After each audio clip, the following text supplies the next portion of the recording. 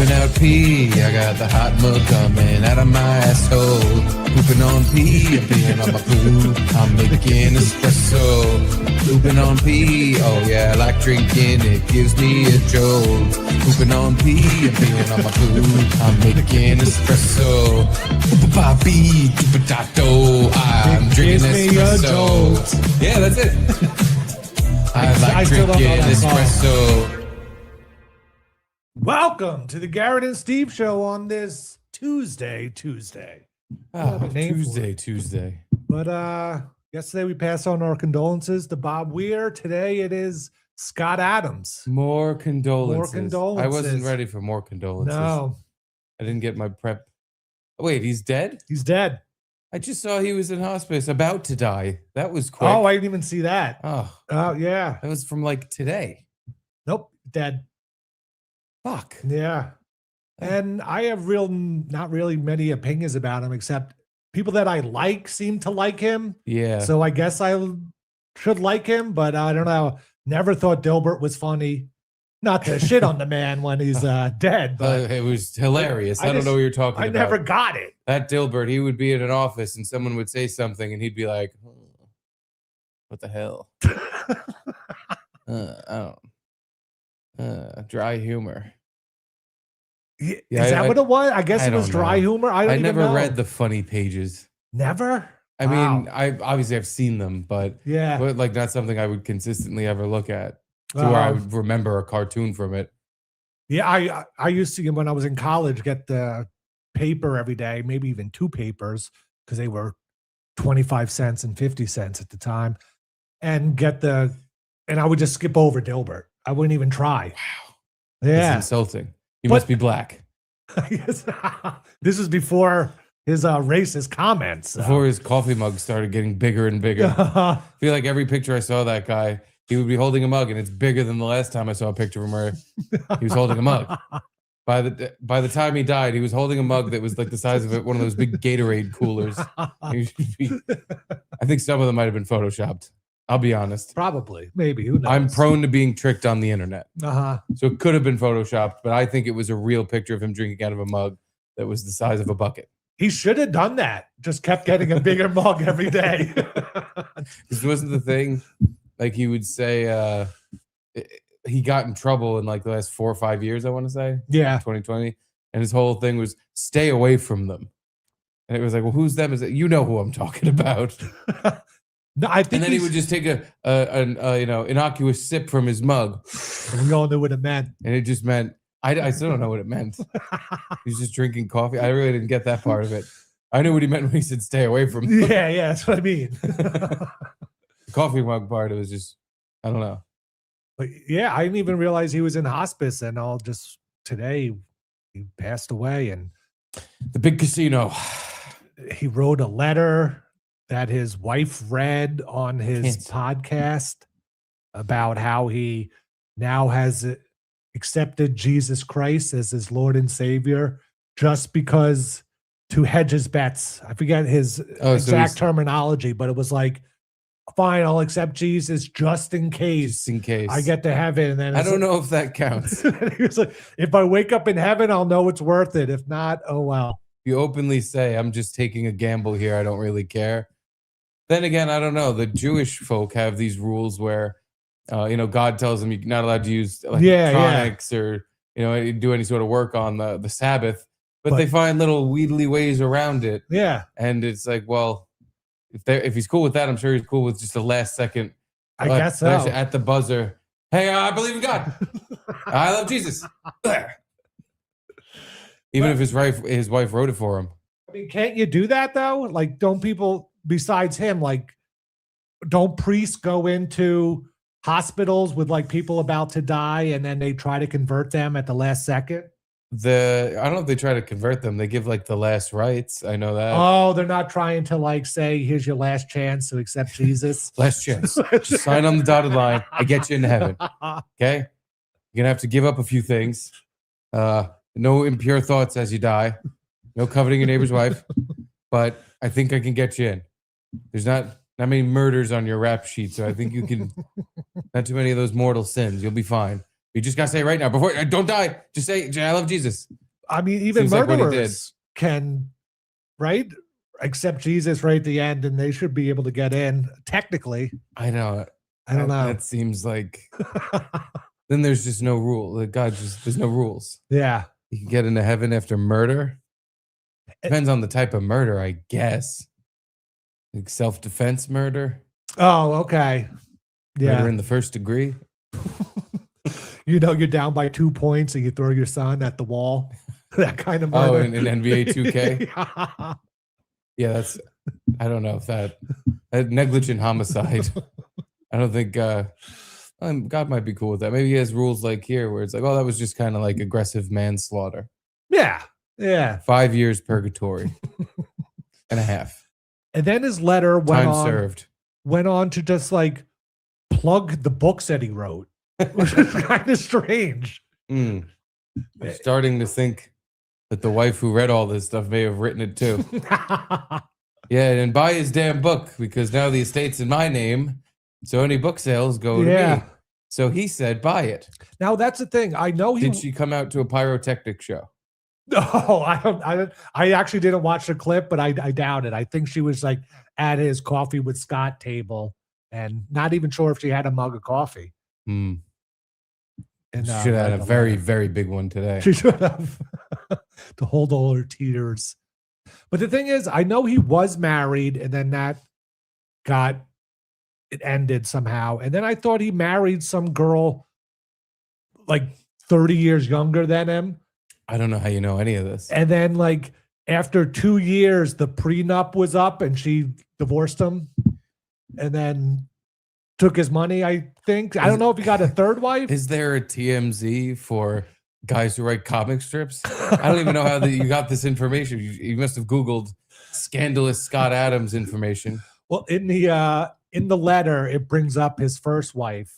Where he was trying to just be a good husband. Fuck that cunt. And then he said to my first wife, I'll see you in hell. Maybe.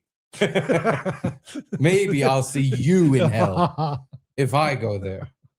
No, you're going. And then I saw just a post on Twitter of a picture of a girl and Scott Adams, and it said something about the prenup thing, but that she broke up with him. And then apparently a wife read his statement today. So just doing like logical math, that it seems like that was his third wife. I'm not sure though. I really wasn't that into him. 3 wives. That'll give you enough stress to get some tumors going. Makes sense. How old was he? 68. Oof. Yeah. Young man. One short of the cool. He's practically a little boy. Pretty much. He was a little boy who died today. That's very sad. But it's nice that he was still with it right up until the end and did his show pretty recently, you know, like his mind was still intact, and Trump apparently got him that experimental drug that they used in cancer and fast tracked it to get him on it. Who knows if that killed him? That's the thing. There's like a low percentage chance that, hold on, let me sip out of my mug. You know what they say? Just stay away from them. You sure he didn't just say blacks? He might have. I think he did. He probably did. Yeah. I feel like, he really didn't give a shit. He went viral and gained like 1 million followers because out of nowhere, the Dilbert guy was like, you know what? Fuck black people. It was kind of fucking out of nowhere. A random person to have that opinion that's like a very like out and about with it. Yeah. I mean, it hurt him, his career, at least for a second. For a bit, in the beginning. Yeah. But then he kind of just started self-publishing everything and getting all the money from. And he got all the kind of like proceeds. N-word give, send, go support. Yeah. There's people, oh, you're racist? Cool. We're just going to send you money. Sweet. But yeah, I pulled up while you were talking about his sad cancer. Mm-hmm. Derek Arivia's super chat. Derek Rivia, I binged Who Wants to Be a Superhero. So funny. I remember watching some of it as a kid. Please do season 2. No bonus eps after that has been as funny. Really? Wow. That's okay. Okay. I personally think the movies we've been watching lately have Yeah, been I love them. pretty goddamn funny. And usually not even, not on purpose, not because we're saying hilarious jokes, but we'll just be watching a work of art. Yes. And enough said. There's nothing to say. And I'll be sitting here laughing my ass off. But okay. I agree that Who Wants to Be a Superhero was pretty good. Yeah, and we were about to get back to it, but we got sidetracked. Yeah, and I gotta find somewhere to watch it. Did someone send us some link? I think Nick said he would purchase the season 2 for us to watch because there was what was it, Captain Kosher or something? Yes, one of the superheroes in season 2 is a Jewish superhero. The power of getting a refund for anything and then keeping the item. But that's where this came from. Thank you, Monkey Woman. Thank you, Derek. And Thank you, Monkey Woman. I mean, out of context, it sounds like a Scott Adams quote. But in context, that was important superhero stuff. You know who would be perfect? Because I just pulled up some Dilbert comics. Because I think maybe you were wrong and maybe they're really, really funny. Maybe you're right. I pulled up the Screen Rant 15 funniest Dilbert comics. Oh, perfect. You know who would be perfect to help us judge the level of funny that these Dilbert comics provide? Gary Larson. Who's Gary Larson? Creator of The Far Side. Well, yeah, he'd be really perfect. Really good, right? We have Gary Larson on the line. Hold on, let me make a few phone calls. Maybe I can get Gary Larson on the line. Maybe I can get Brian Anthony on the line. Mr. Mitzvah, that's the name of the guy Who Wants to Be a Superhero. Yes, thank the you. Jewish guy. Though Captain Kosher is infinitely better. But anyway, our next guest, the Prince of Morning Shock Jock Radio. Yes. Mr. Bagelin with the sex bagel himself. His name is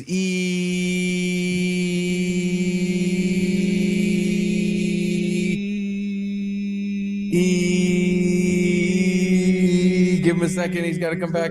Give him a minute. Rock! Ball with the ball, the bang, diggy, diggy. Hello, Erock. I was going to see how long you could do it. I kept leaving right as you were about to bring me on, just to see how you guys were going to handle that. But if you would have sat there for another 2 minutes just saying E. Yeah, that was the plan was E until you came back. This could have been a very long show. So how are you dealing with the loss of Scott Adams? I'm fine. I'm nice to see you guys are dressing up for the occasion now. Thank you. Thank Garrett's wearing a shirt with sleeves, and Steve looks like Sipowicz. So we're looking great here. I look handsome, you mean? You do. I was joking the other day when I popped on because I hadn't watched like during the Christmas break and stuff. I had stuff going on, so I hadn't a chance to see if you guys were on or anything. But the one time I popped on, Steve's wearing a button collared shirt, and Garrett's doing like a Weird Al impression with his shirt, and I was like, "What happened here? What did these two do? These guys dressed like slobs, and now they're all dressing up. I mean, as much for you guys can dress up." But. Yes. Well, yeah, it's new year, new us. Yeah, and I'm glad you noticed that. Power of positive thinking. You're thinking this is the year we're going to get a job, right? Yeah. This is it. This is the year we become millionaires. Yeah, fantastic. Yeah. So we got to dress the part. Right. Look like the job you want to not do. Yeah, much like the Dilbert cartoons you were talking about. Look, in the 90s, they were funny because you didn't know any better and you actually read the comics in the paper. I worked a couple of places that were just boring kind of office jobs. So it was more accurate than it was hilarious. If that makes any sense. Some of the things that people are like, why would this be funny? Well, yeah, that people are arguing over a stapler or ordering too many supplies or not saying you were out for lunch 15 minutes longer than you said you were because then you came back and then put your stuff on your desk, then walked out to take a smoke break. And now apparently that was a problem. These were just matter-of-fact things for people who had mundane, boring lives. That's all it was. And that guy worked those. Funny because it's true. Yeah. So, or at least that was the premise they were trying to give you. It's funny because it's true. Well, it's true, but I don't know how much funny this thing is, because not funny, but it's true. That's the cat, the dog, Dilbert, all have the Bert names, all look the same, but the cat doesn't live with them, and like there was so much weird shit in that comic strip that didn't make any sense. So they had Bert names, like what was it, Dogbert, Dogbert, Catbert, Dilbert, Bertrude. Unless they were office people, any of the characters had some kind of Bert at the end of their thing. I guess he was thinking merchandising, but we all can't be Peanuts and Calvin and Hobbes. So yeah, I just guess it didn't. The cartoon dream didn't work out exactly as he had planned. So he was like, well, I'm just gonna rant and rave about black people instead. Dude, he had 9 figures in the bank from his syndication deal for his comic strip stuff from the 90s with the publisher and everything. He had at minimum $100 million in the bank. Really? From the comic strips? From the comic strips, because he makes the comic strip and then he sells or licenses it to a distributor. The distributor makes the deals with all the newspapers, so they're getting paid. It's like a whole. It's almost like a Ponzi scheme in a way, but it goes, this guy gets paid to pay these people, to pay these people, to pay these people. He'd get all that. He owned all the merchandising, the book sales, because I don't know how many T-shirts and stuff were out, but there were a lot of books, like a lot of books out there. A lot of books. And he would do like a yearly calendar. Yeah, the calendar. Yeah, the desktop calendar, the one day on your that he had all that kind of nerdy shit for an office. There was an animated show that was on the UPN network. Back in the day that was on for a couple of seasons, so he made money off of that. You get like that Matt Groening deal where you own it and like it's based off your writings, but other people produce it and make it. Yeah. The guy made a ton of money through syndication with a newspaper right at the bare end of when newspapers could make a profit anymore. So like you had the 90s going into the 2000s where they were still relevant, still making money. He made a ton of money. Once he had all that money, and a lot of his strips were in reruns, kind of like how the Peanuts hasn't made a new comic strip since what, the 80s? And it's still in newspapers and all of that stuff, but he just makes money for every time it goes to print and all the circulation and what have you. So then he could go out and start talking about his political points of view or views on people or whatever, because he has what we call fuck you money. So he did not give a shit. It's like, oh, they're going to cancel him from what? From 30 years of bank that guy made? Yeah, I definitely didn't realize he was that big of a millionaire. Me either. I thought he was, maybe double-digit millionaire, but I didn't realize. So you followed the Anthony Cumia path. Dude, make a ton of money, and it's like, now it's time to talk about the blacks. It was during that time where, syndication was just the thing that would constantly print and reprint money until people stopped not even caring about it. Just people stopped carrying it, and then you don't make money anymore. But, the guy who did Calvin and Hobbes. Bill Watterson. Bill Watterson put out books. That guy hates the Chinese. Excuse me. Yeah, they all have certain issues. They're very geopolitical specific. Each one of them. He put out the books, but that was it. He wouldn't license. There's no official license. He wouldn't license this stuff. A lot of his profit were going to some kind of educational thing. So he made a ton of money. But then when he was done, he's like, I don't want to. He did like 10 years or something. And then he's like, I don't want to do this anymore. Just signed new deals to recycle and rerun all his strips and what have you. And he made money till he died with all of that stuff. And now his family makes money from if the strips are continue or the book sales or any of that stuff. I mean, are there even comics in newspapers anymore? There is. I saw a newspaper a while ago. It had some comics. It's like, remember it used to be like 3 pages or 2.5 pages? Yeah. Well, you would see in the table of contents at the beginning on like page 2 or 3, television, radio, sports, comics. Yeah. And it would be like 3 pages full of this stuff. Now it's barely like half a page. For some reason, they still have Fat Kathy and Family Circle. Oh my God, Kathy's still going on. Yeah, Family Circle. What's the dog? Wasn't there a dog comic strip? Snoopy. Peanuts. Snoopy. No, there was like a fuck. I can't remember what it was. Dog comic. Marmaduke. Marmaduke. That's the one. I usually remember him because he has a funny name. But yeah, I don't know, Erock, I was just saying to Garrett, I've never actually sat down and, I don't know, maybe a couple times in my life, read through the comics and be like, oh, these are great. Like, did you ever have a run in your life where you were always reading late them? 80s to the 90s? It's like Yeah. you look forward to the Sunday paper. Like when the paper came, Oh, God. the comics were wrapped in over the paper. So you would take that off first, read that while, the adults in the room read, about the stock market crashing or some kind of plague happening in that year. You would sit there and read the big color comic books. You did. Anytime you look for a newspaper, I'd skip the sports section in the back to get to the 2 pages for like television and radio. And then I'd go and read the comics. And then I'd go back to page 1 to see what was on. Yeah. And Sunday was great because they were all in color. It was perfect. Yeah. It's not even something you can recreate at this point because that mindset isn't there to sit down and look at that kind of content. No, I have my phone. I can look at it any second. That's the thing. On your phone, you can look up 100,000 of them in a row. Yep. You could look through all the Sunday comics that have ever happened. Yeah. And then that's, Yeah, because Far Side, it was like, I don't even know if it was daily, but it was definitely on Sundays. It was daily and Sunday. Yeah. It was, yeah. But like on really Sunday, daily it was just one square. Like that's it was right. just one thing. And then on Sunday it would be like a multi-panel. Yeah, like 3 rows of stuff. Yeah, that was good. But I never had like that boring middle management kind of job. So maybe that's why I didn't get it. Dilbert, I don't know. But I was more of like a Zitz fan. Zitz. The Calvin and Hobbes ripoff. Yeah. Yes. Yeah.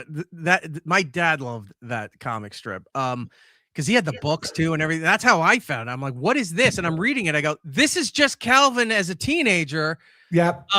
They just totally stole the concept and everything. So I don't know how that thing was even available to be produced, but lo and behold, yeah. The Lockhorns always stunk. Hagar the Horribles was meh. You didn't know it then, but you didn't know it now.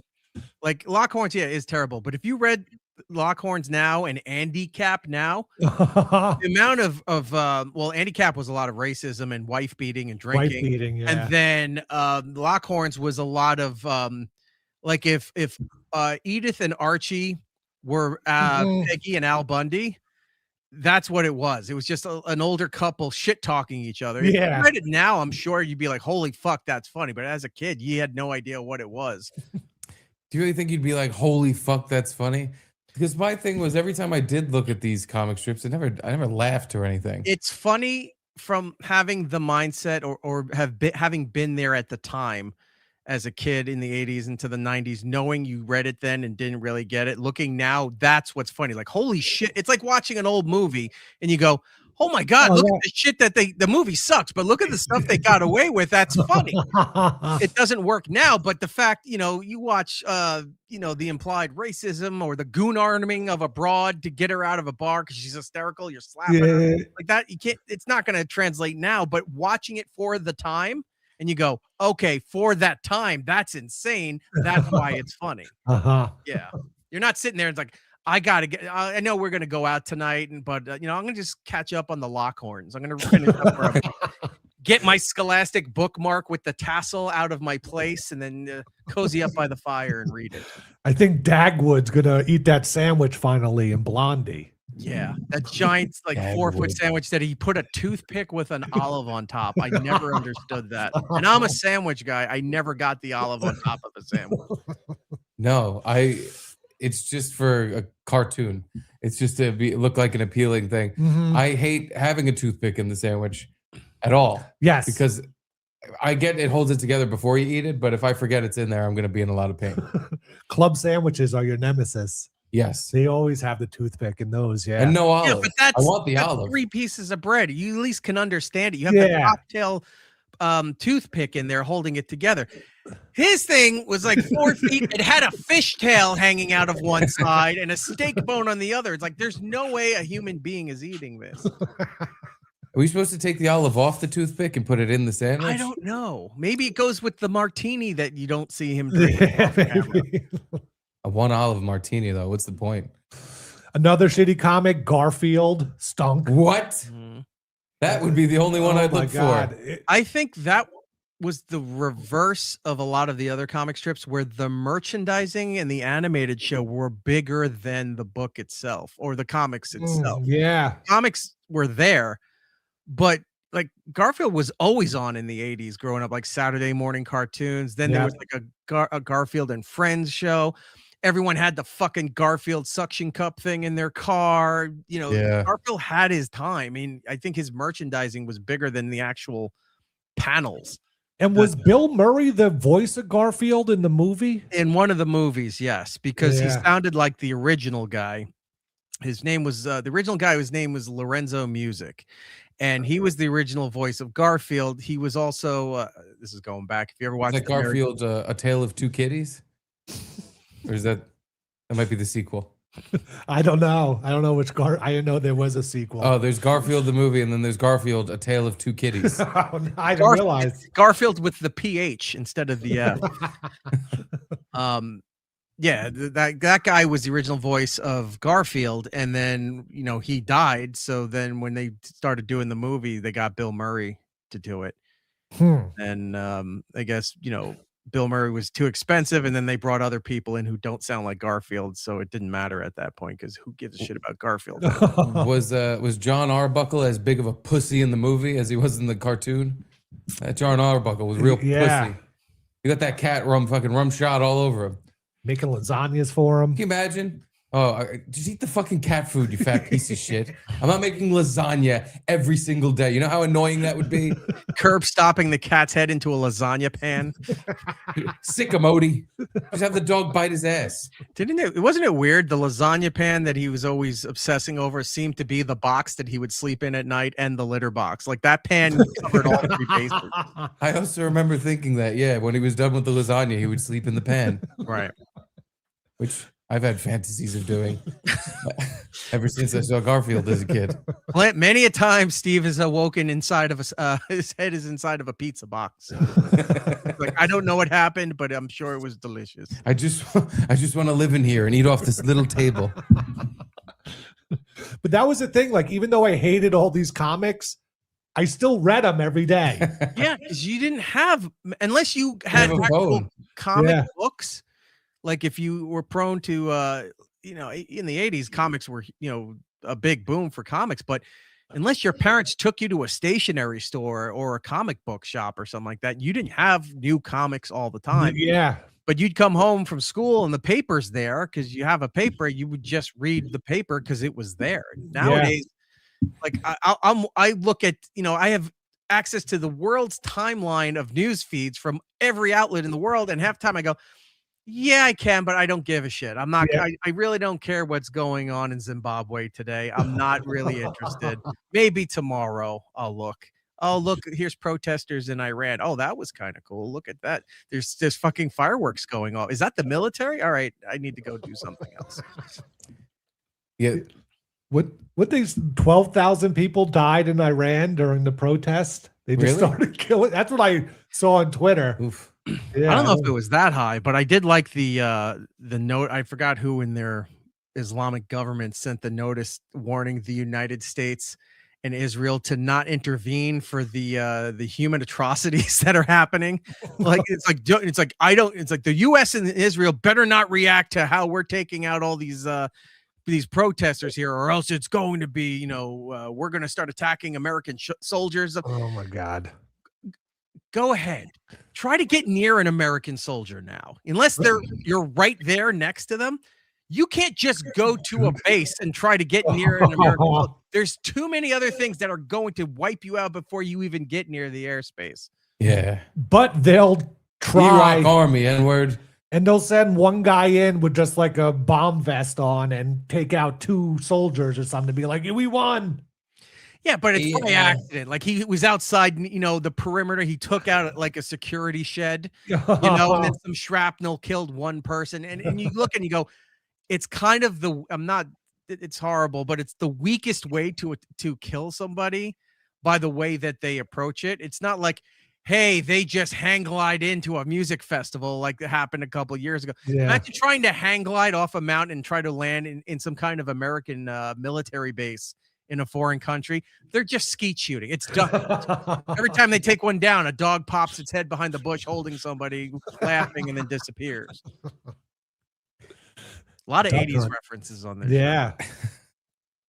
Well, unless you guys want to continue the Iran talk, I did We're prepare good. some definitely Dilbert don't. comic strips for Please. you guys to judge. Okay. Let's see. Let's go with the first one. These are the 15 funniest Wow. Dilbert comic strips of all time. Now we did this with Your laughing Gino lids on, and yeah. Peanuts, Yeah. Oh my God. and not one was funny. No. No.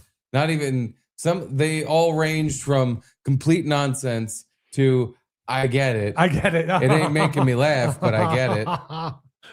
And it's just like I can't reiterate enough that some of them I still don't even know what the joke was. It Still. was just here's some sentences and here's the characters. And they're doing something, but none of it is comical in any way for a comic. So here's the first one. Simpler time. Yeah, that's the thing too. We have to keep in mind it's a simpler time back then. It took less to entertain somebody. So. All right. Well, simpler Okay. time. This one harkens back to the simpler time of 2015. No, maybe not. Okay. This must be Casual Friday, by the way, because Dilbert Yeah. always wears a white engineer shirt with the pocket. And the curly tie. Mm-hmm. Well, I wonder if this is because it's 2015. If this is like a more modern Dilbert who's wearing a lanyard and a collared shirt. But I don't know. Let's see. So who's the blue shirt guy with the No clue. dog shit on his head? All right, so that's Dilbert's manager, I guess. His boss, yeah. He asked Dilbert, "Are you interested in becoming a manager?" Dilbert says that would never work.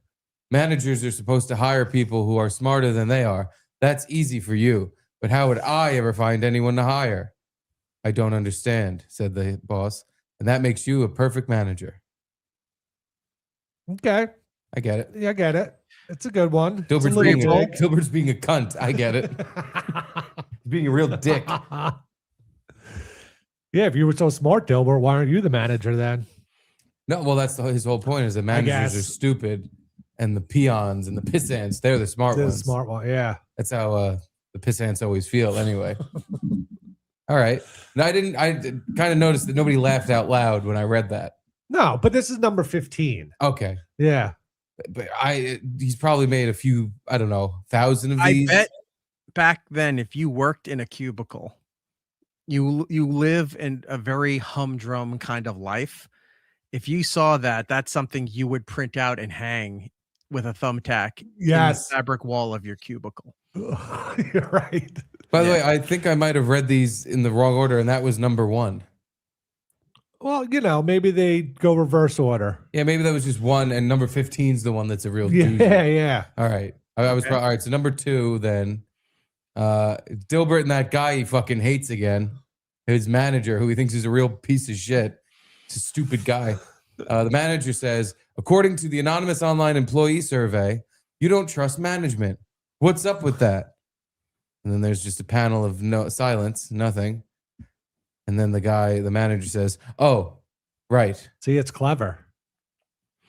Means they're spying on you and they know everything. Yeah, because it's an anonymous employee survey. So how would he know? See, you didn't even get it. It's too clever for you, Steve. It is definitely too clever for me. Yeah. The 2010s humor. It's just, it's from so long ago. At the time, this was hysterical. But Wait, now this is 2010? Yeah. This could have That's what it been says. something that he recycled within the previous 20 years. Definitely. There's nothing that makes that age specific. So it may be recycled. look, good for him for finding a way to be so evergreen with all of this stuff that he just kept printing money. Yeah, Oh, point. totally good for him. You don't have to like the content, but to see what he went through, you got to give him credit for that. It's like, I don't have $9 million. You don't have $9 million from just like a Sunday printing deal. We don't have any of that stuff.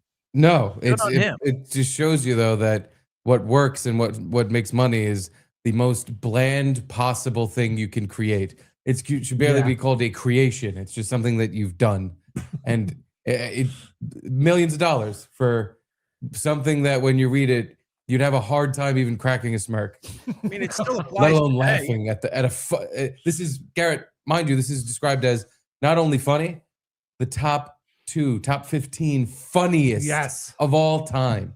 Of one of the funniest comics of all time, just in general. Not even good for part of your mouth to crook upward.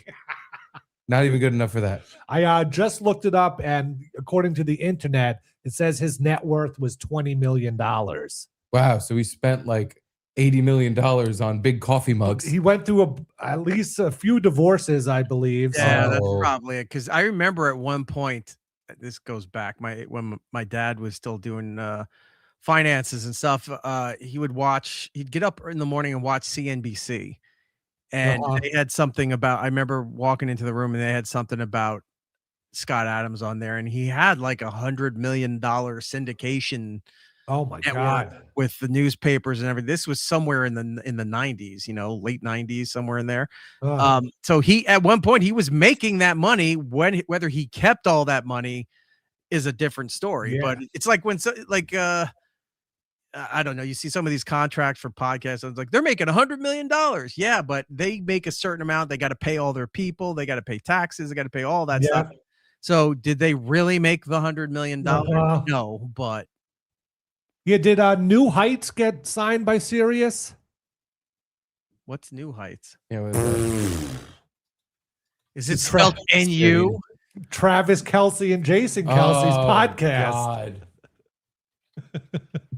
Oh. I know. No, they're with Wonderly. That's what it is. Why didn't they call it like Keeping Up with the Kelseys? I don't know. It'd be a good one. Yeah, right. They probably get. They should hire me as a name guy. Copyright stricken by the Kardashians. Wondery. They signed with. Wondery's owned by Amazon. Oh, okay. It's an Amazon company. So Wondery is a big podcast network, and they're with them. So.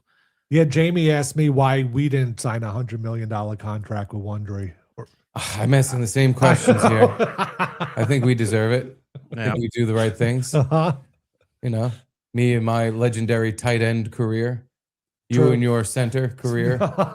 Actually, I guess we would be reversed. I'd probably be more likely to be a center. Why don't you just say that you're two washed up football players and just imply that you've had the career and just go from there? Just keep moving forward. If people ask about it, just like, no, that's part of my life. Yeah, I don't like to talk about it. Yeah, maybe instead of nice button down short sleeve shirts, we'll get custom football jerseys made. Yes. And it'd be like, this is from our playing days.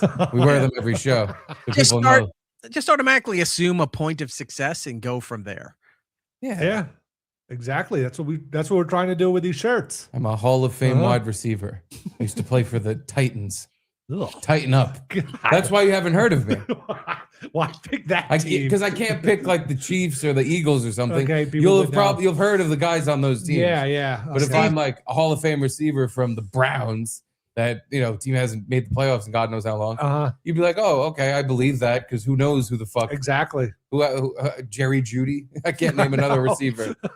Steve goes around telling everybody about the time he scored 4 touchdowns in a single game, in a single quarter. All passed from me to me. It's for today's inflation. It's 4 touchdowns in a single quarter now. Oh, so you played for the Bears the other day, did you? Good. I sure did. Yeah. Yeah, they subbed me in. I actually watched the football game. I watched that football game and I was like, well, I guess the Bears are done. And then that fourth quarter, it's like, how did they get 25 points? I know. Wow. You picked a good one to watch, though. It was exciting. It was by accident. I just put it on while I was cooking. I was like, all right, I'll just put that on the TV. And then I'm like, wait, what's going on in this game? What did I miss? Did you text Bill Schultz? Congratulations. I forgot to text Bill Schultz. I meant to. No. No. I just assumed he would know. You never know. With Bill, he could either be in his apartment watching the game, or he could be in Bryant Park, passed out on a park bench.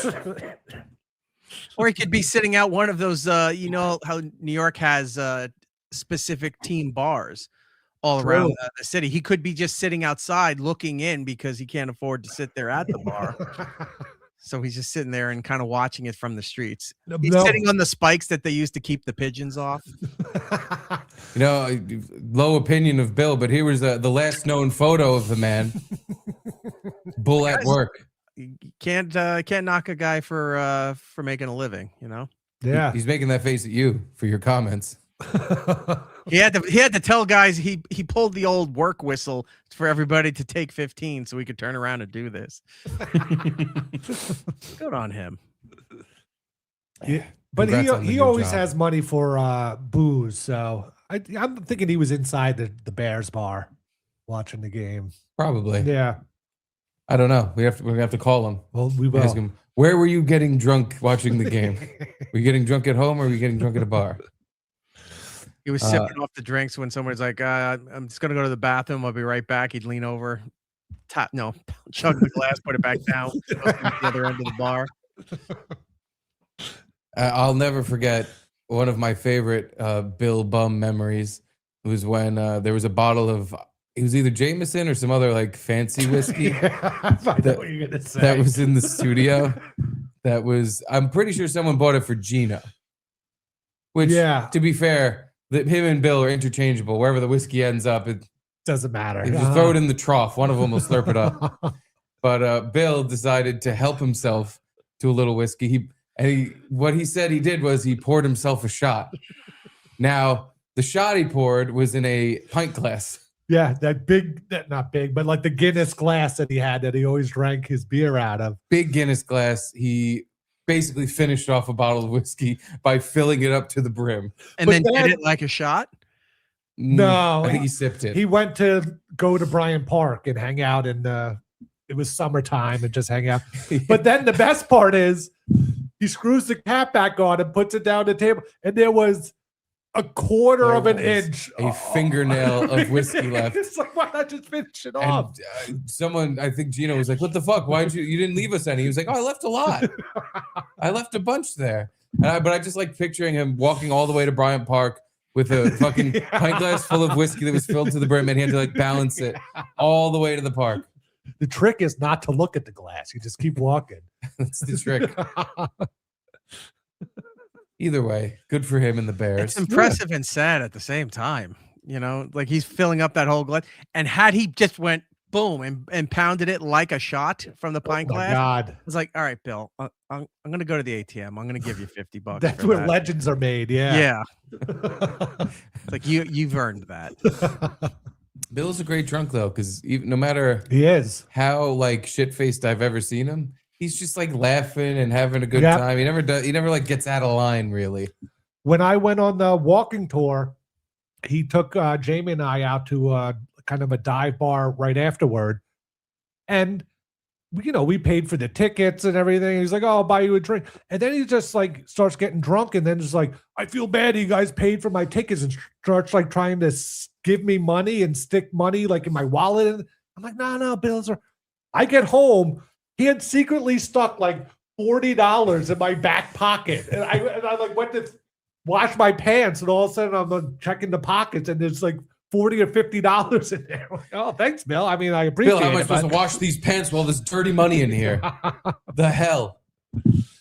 Yeah, he's a very generous man. He is. I wish we still had the video surveillance clips when we would find out that Bill was sleeping at the studio without anybody knowing. Mm-hmm. Where? Well, yeah. Go ahead. What were you going to say? No, I just remember the times I pulled up the camera, the security cameras, because I wanted to know, one, who shaved their beard into the candy dish. That turned out to be. We didn't even know it was a beard at first. We just thought it looked like pubes. It looked like somebody shaved their pubes into the candy bowl, and that made me upset. I was only slightly relieved to find out it was facial hair, but then that was still gross. Then there was the Malice Sour Patch Kids cereal incident. Yep. Yeah, that was one of the things I was going to say, where we caught him eating Malice's cereal out of the back room. But that was a twofer because then we also saw him steal a case of Coke. Well, remember there was also footage where he was staying there and then he was like working out by lifting the 12 pack, like sitting there in the middle. And we're like, what the fuck is he doing? And he's just doing it like curls. He was doing like tricep dips with the Coke.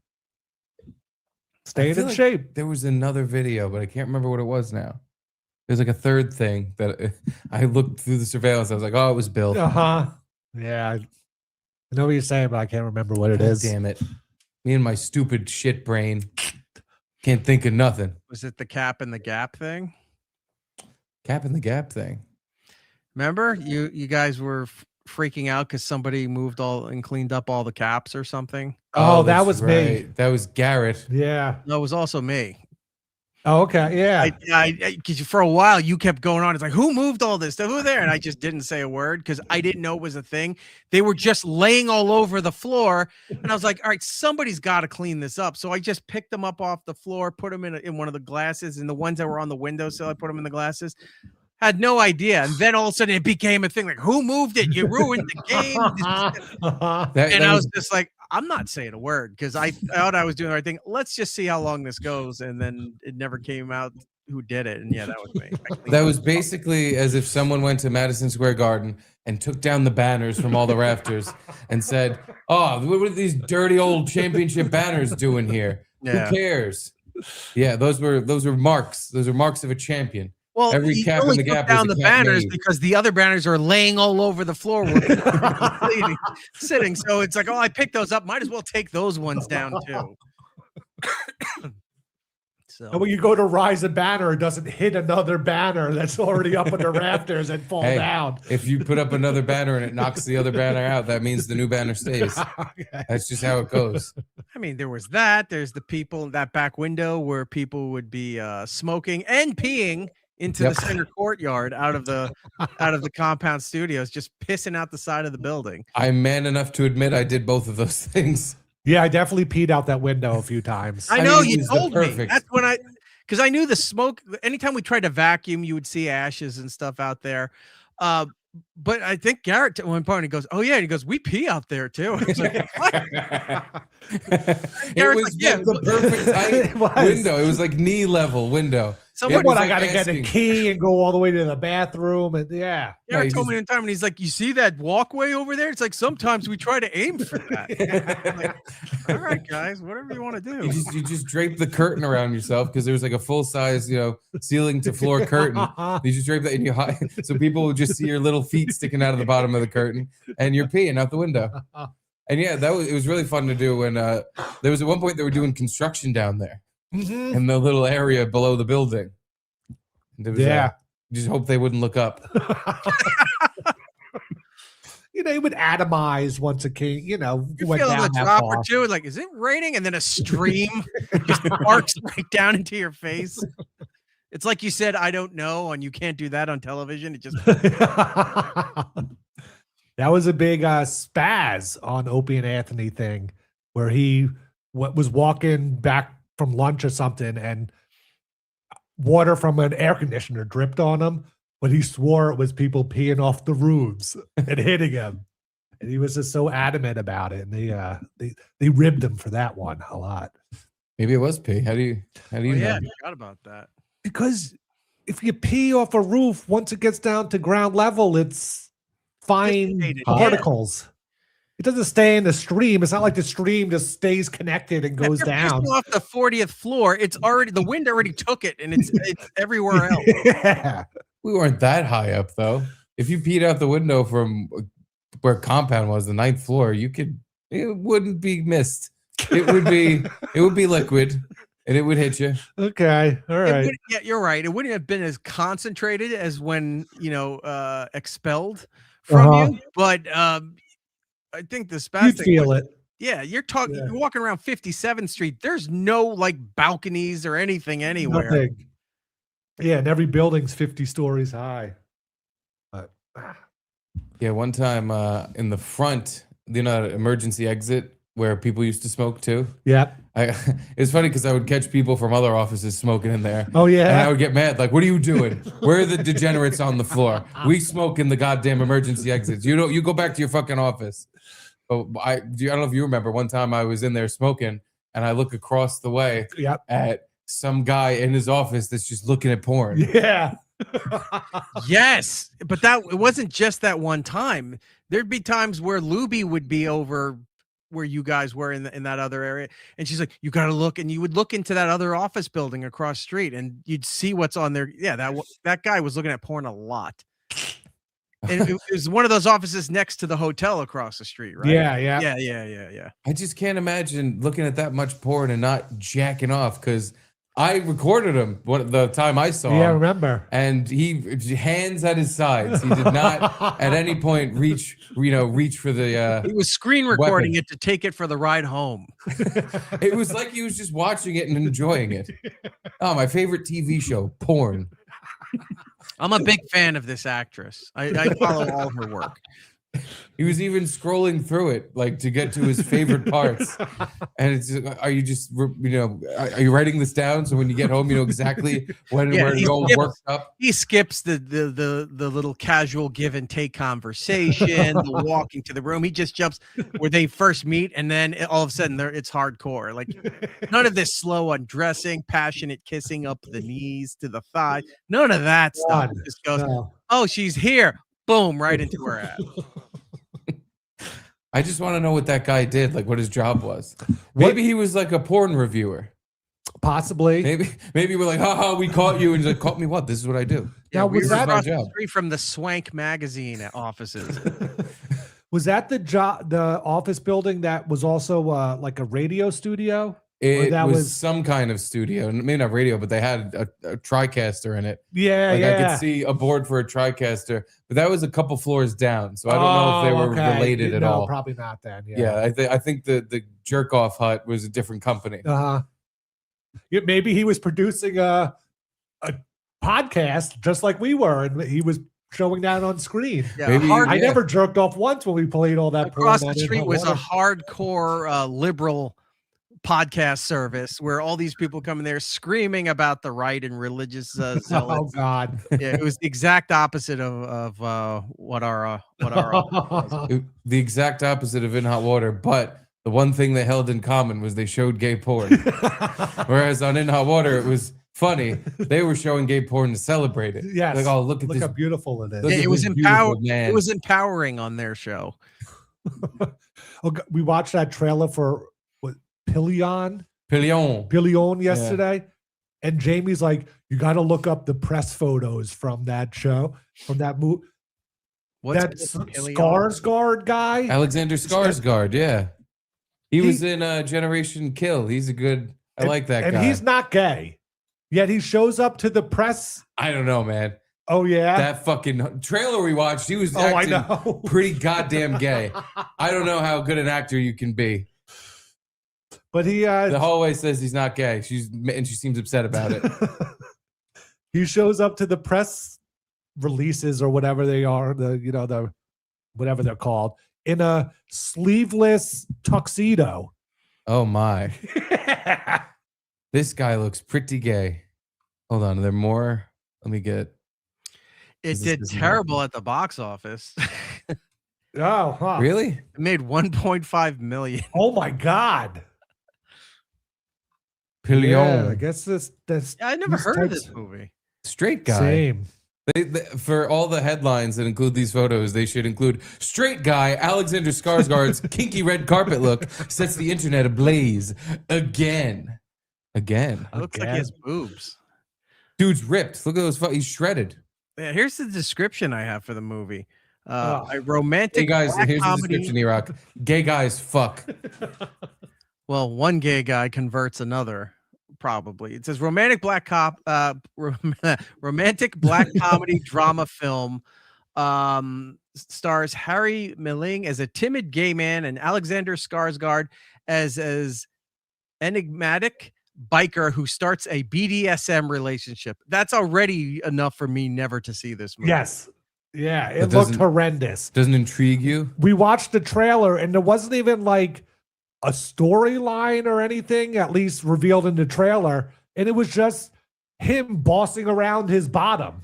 Yeah. And telling his bottom what to do, and then they get a butt plug and come back and stretch your butthole out and things like that. It really, again, it was like an episode of In Hot Water.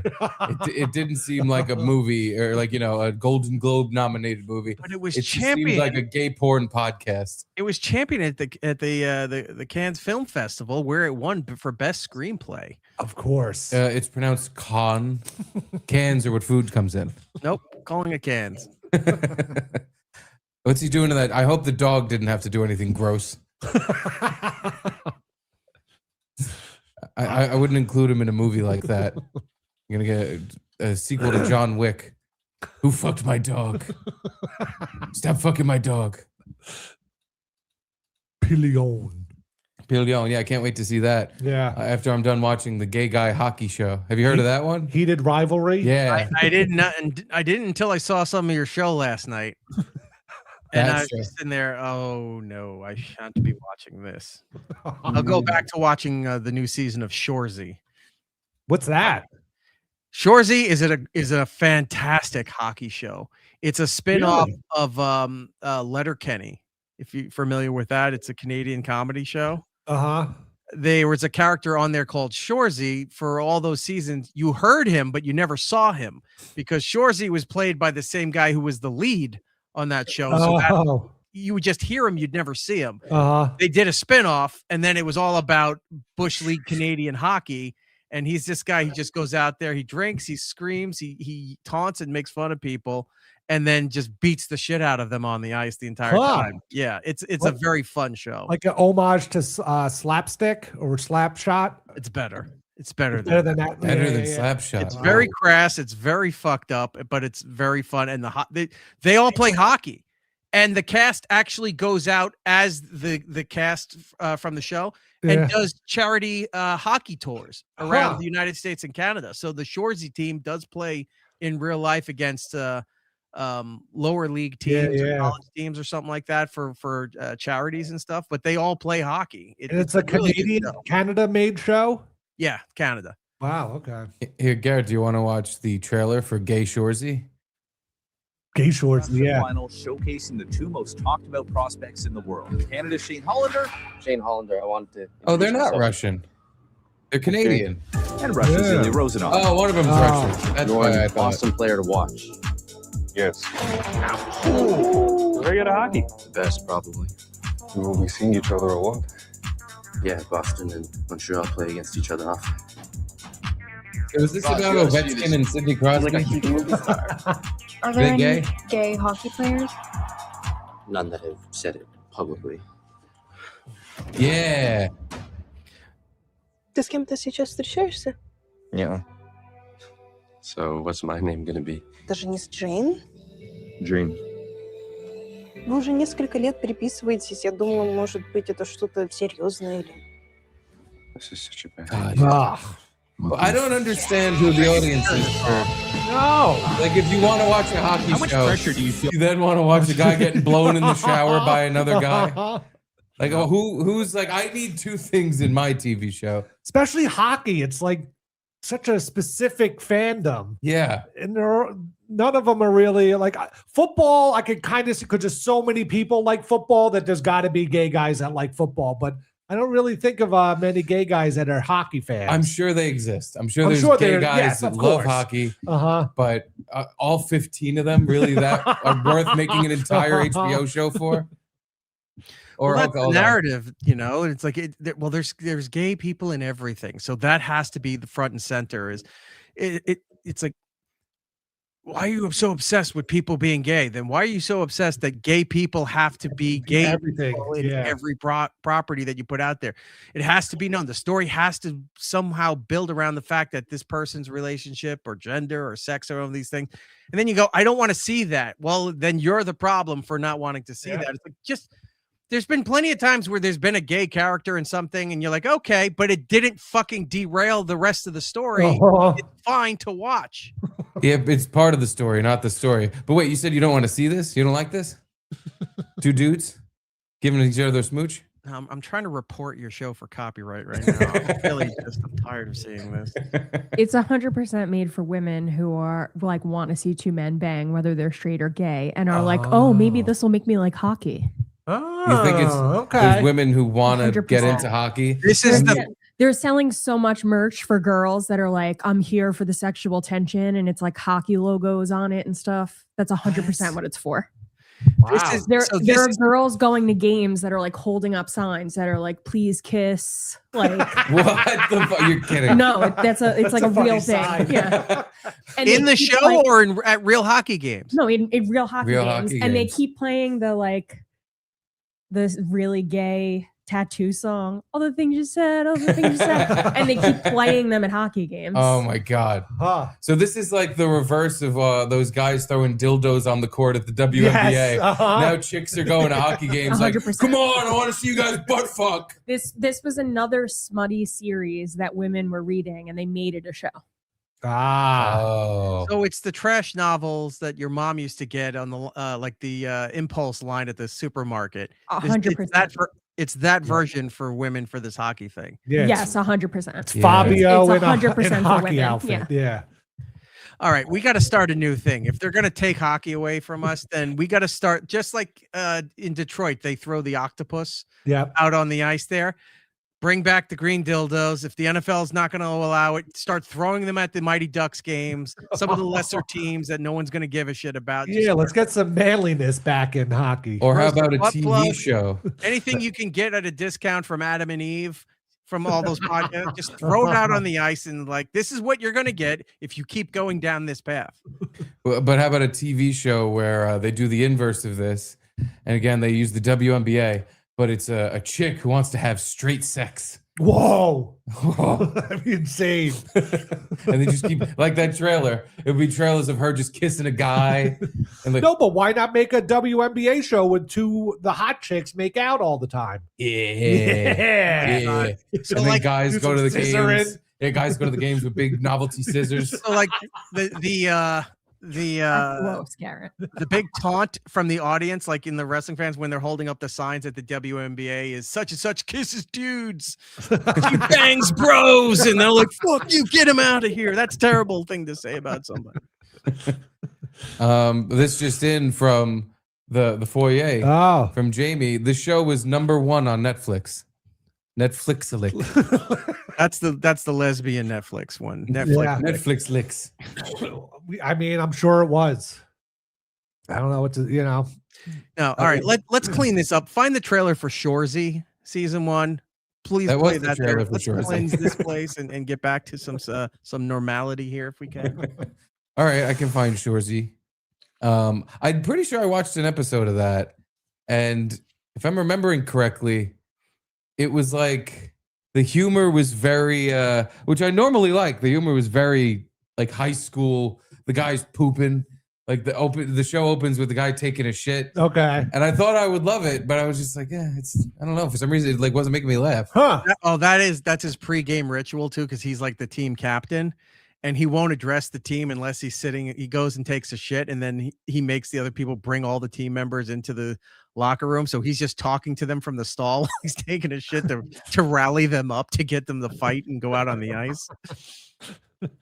Here we go. This team, I can't lose one more game. Shoresy. This team will never lose again. I'ma go and get some more. I ain't had enough. Yeah. See them numbers on the board start to add up. I'ma go harder than most. I'ma go harder than most. I'ma go harder than most. Shoresy, Goody, JJ, Dolo, and Hitch. And it's kind of funny with Hitch because his full name's Ted Hitchcock, but if you say it real fast, it sounds like 10-inch cock. Didn't call worse, spies. And that's just a teaser, but yeah, there's a lot. There's a trailer. We don't need to play the full trailer, but a lot of fighting, a lot of just gratuitous women wearing like long t-shirts, walking out of a bedroom and then getting pulled into another bedroom, and it's the best. Like they argue over how you cook a steak the right way. It's salt and pepper. That's it. And they're just fighting over how you cook a steak on the grill. I'm like, this is for guys. This is all the stupid shit that guys would love and talk about is in this show. So I guess Steve's not a guy. No, how much gay sex is in this hockey show? I only watch hockey shows that have a gratuitous amount of gay sex. Only the trash talking as they describe it on the ice about either somebody else's mother or other family relations, but that's about it.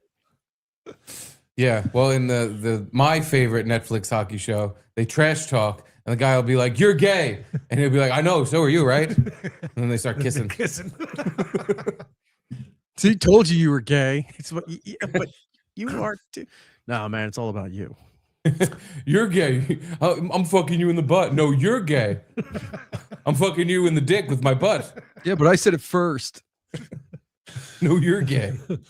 I over the weekend I had to stream 2 of the football games, to watch them, like illegal stream them, and they were both on Crave TV, which is a Canada network. Yeah, and it was so nice just because there were no drug ad commercials at all or anything. It was just all like no Sky Rizzy, no Ozempic or any of that stuff. No Umdufa.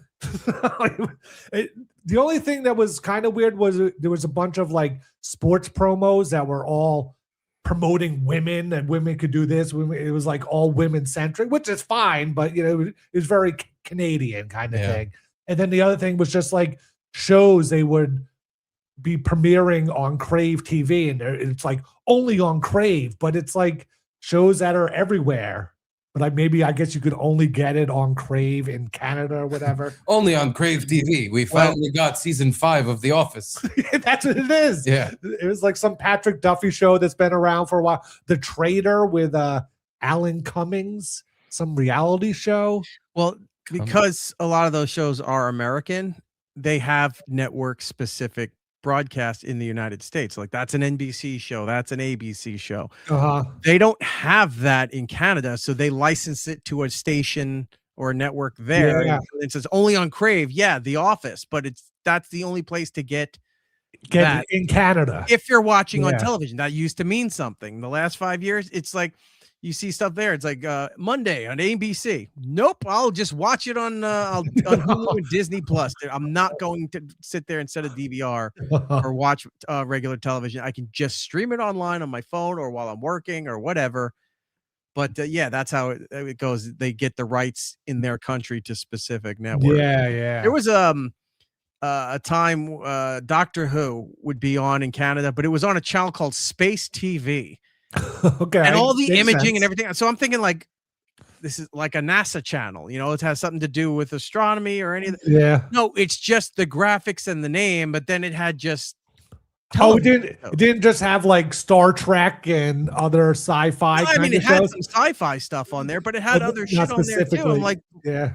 so they just name it really weird, like Crave and Space and Yeah. It's like because they don't do NBC, ABC, Fox, CNN, and those kind of things. They don't have it broadcast by the network. The network, somebody owns it and then has to have a clever name. It's like when radio stations are called Bob FM, and you're like, you didn't put any effort into even trying to figure out a name for this stupid thing. You just said, "Oh, that sounds good. Throw that on the branding. We're done." Ooh, K-Bob would be a pretty cool radio station name now. WBOB. Bobbing up and down on it. Speaking of radio, just today I was on Instagram, and I don't know how long into the live it was, but I clicked on one Opie Radio's Instagram live video, and I thought it was quite interesting. One, I don't know who his guest was. Was it Ron the waiter? I think it might have been, but I'm not a sure. guy that kind of looks like Anthony, like a swarthy Italian guy with like big glass. But I thick rimmed thought the glasses. thing with Ron the waiter was that he was a waiter at the He's place. Jewish, by the way. He's not Italian. Oh, okay. Well, same thing. No, but there's an Italian guy on there now, time to time, named Tony something. And Anthony and Ope's been titling it Opie, Ron, and Anthony. Oh my God. On the things. Yeah. So God. Because Carl Show, WATP covers it. And they started bringing up, it's like, have you noticed the labeling that he's been doing on these episodes? So the guy's name is Tony something. It's he has an initial last name. but he labels him on the thing as Anthony just so it gets noticed or picked up in algorithms and things like that. So it's always Opie and Anthony. Why not in just some way, shape, or form? Just go full in and just call it Opie and Anthony with little Ronnie Wade or Norton. Ron the Waiter Norton. Little Ron Norton. Well, I just thought it was interesting because, like I said, I clicked it on Instagram and I was one of 4 people watching. On Instagram now, you know, he gets all his numbers on Facebook. Right. Yeah. That's what I was thinking. Did you say hi in the chat so he said hi back? No. I clicked off of it because I wanted it to go down to 3. Well, I have a clip. It's kind of old now, but an Opie clip that we should probably play since we have our Erock Opie is here. Expert. Yeah. Mr. Nagel. Oh my God. Yeah, soundboard Opie is becoming a thing now. Oh, did I not send it? You didn't send shit. Oh, but I have it here. Oh, look at all this. You have so much prep. Yeah. You didn't send it though. It's just this is like a draft. So I thought you sent nothing, and I was like, okay, well. Oh, hit send, I guess. Oh, look at all this Scott Adams stuff. Yeah. Ruffalo Globes. That's from Garrett. yesterday. Yeah. Garrett. Yep. What's up, brother, man? Wow. That's a good one. I like that clip. Do you have the clip of him going, darn? Do you remember that? Oh, yes, but not. I forgot all about that. It's probably in the archive. I can pull that. I'm going to write that down, actually. That's one you should have on your soundboard. There's another one I'm going to load. It's where he got Ice-T's name wrong. Ice-T was coming in to promote. He goes, Ice Cube. Oh, Ice-T. Oh, damn. What did I do wrong? Oh, my God. Like, you hear him backpedal so far. He didn't even say Ice Cube. He went, Ice Cube. Ice Cube. Yeah. Oh, I mean Ice-T. I remember that is, that and darn are like etched into my brain. I'll never forget those. Darn was an old AAF thing when we started adding that the final Jocktober of each year was to be Opie and Anthony material. Was me going through the AAF archives and finding when he used to do things. He's like, I'm looking at this, and he's like, darn, they got rid of it, or whatever he was saying there. But I'm darn. All right, let's go. We're gonna do that. Darn. What did you think of? Were you the one that found Curse Man? Yeah, all the AAF stuff was me. I found like when they did the bra bombing, they were in a fucking blimp. Yeah, and they were gonna drop bras on a television station. Yeah, I have all that stuff somewhere too. Now they ripped that off from WKRP, right? Didn't WKRP do You know what? You're probably right. I didn't think about that. Yeah, we're the dropping turkeys off the roof of the building. Yeah. Not rip off, but like in homage. You said it in plain English. They ripped him off. And Opie ripped off darn. Hell, here's another drop for you. I'm so sick of radio guys lying. Do you have the drop of him saying he could have been a model? No, but I'll have to add that. I only have a handful of these because I just started pulling them and putting them on here, but it's usually when he's having his sad reflective moments that I get made aware of, and I go over. I'm like, all right, let's try to find that one, and then I'll pull it and put it on here. Trust me on that. Darn. Yeah, I gotta have the darn. So Opie Garrett. Yes. What is this clip we're about to watch? Just play it. It'll be very self-explanatory. Okay. This is the guy, by the way. That's wait a minute. Yeah. No, all right. Time out. I'm putting out a video addressing this thing. I haven't talked about this since it happened.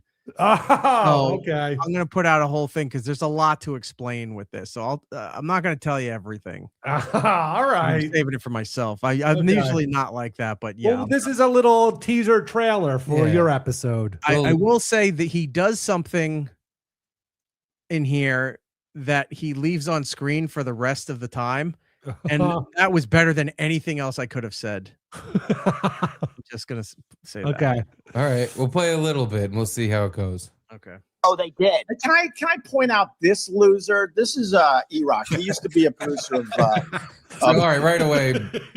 Just so in case you're listening and not watching, you commented on his stream live and you wrote, "This is incredibly sad." So I'm assuming that's what he leaves up the entire time. He lies all the time.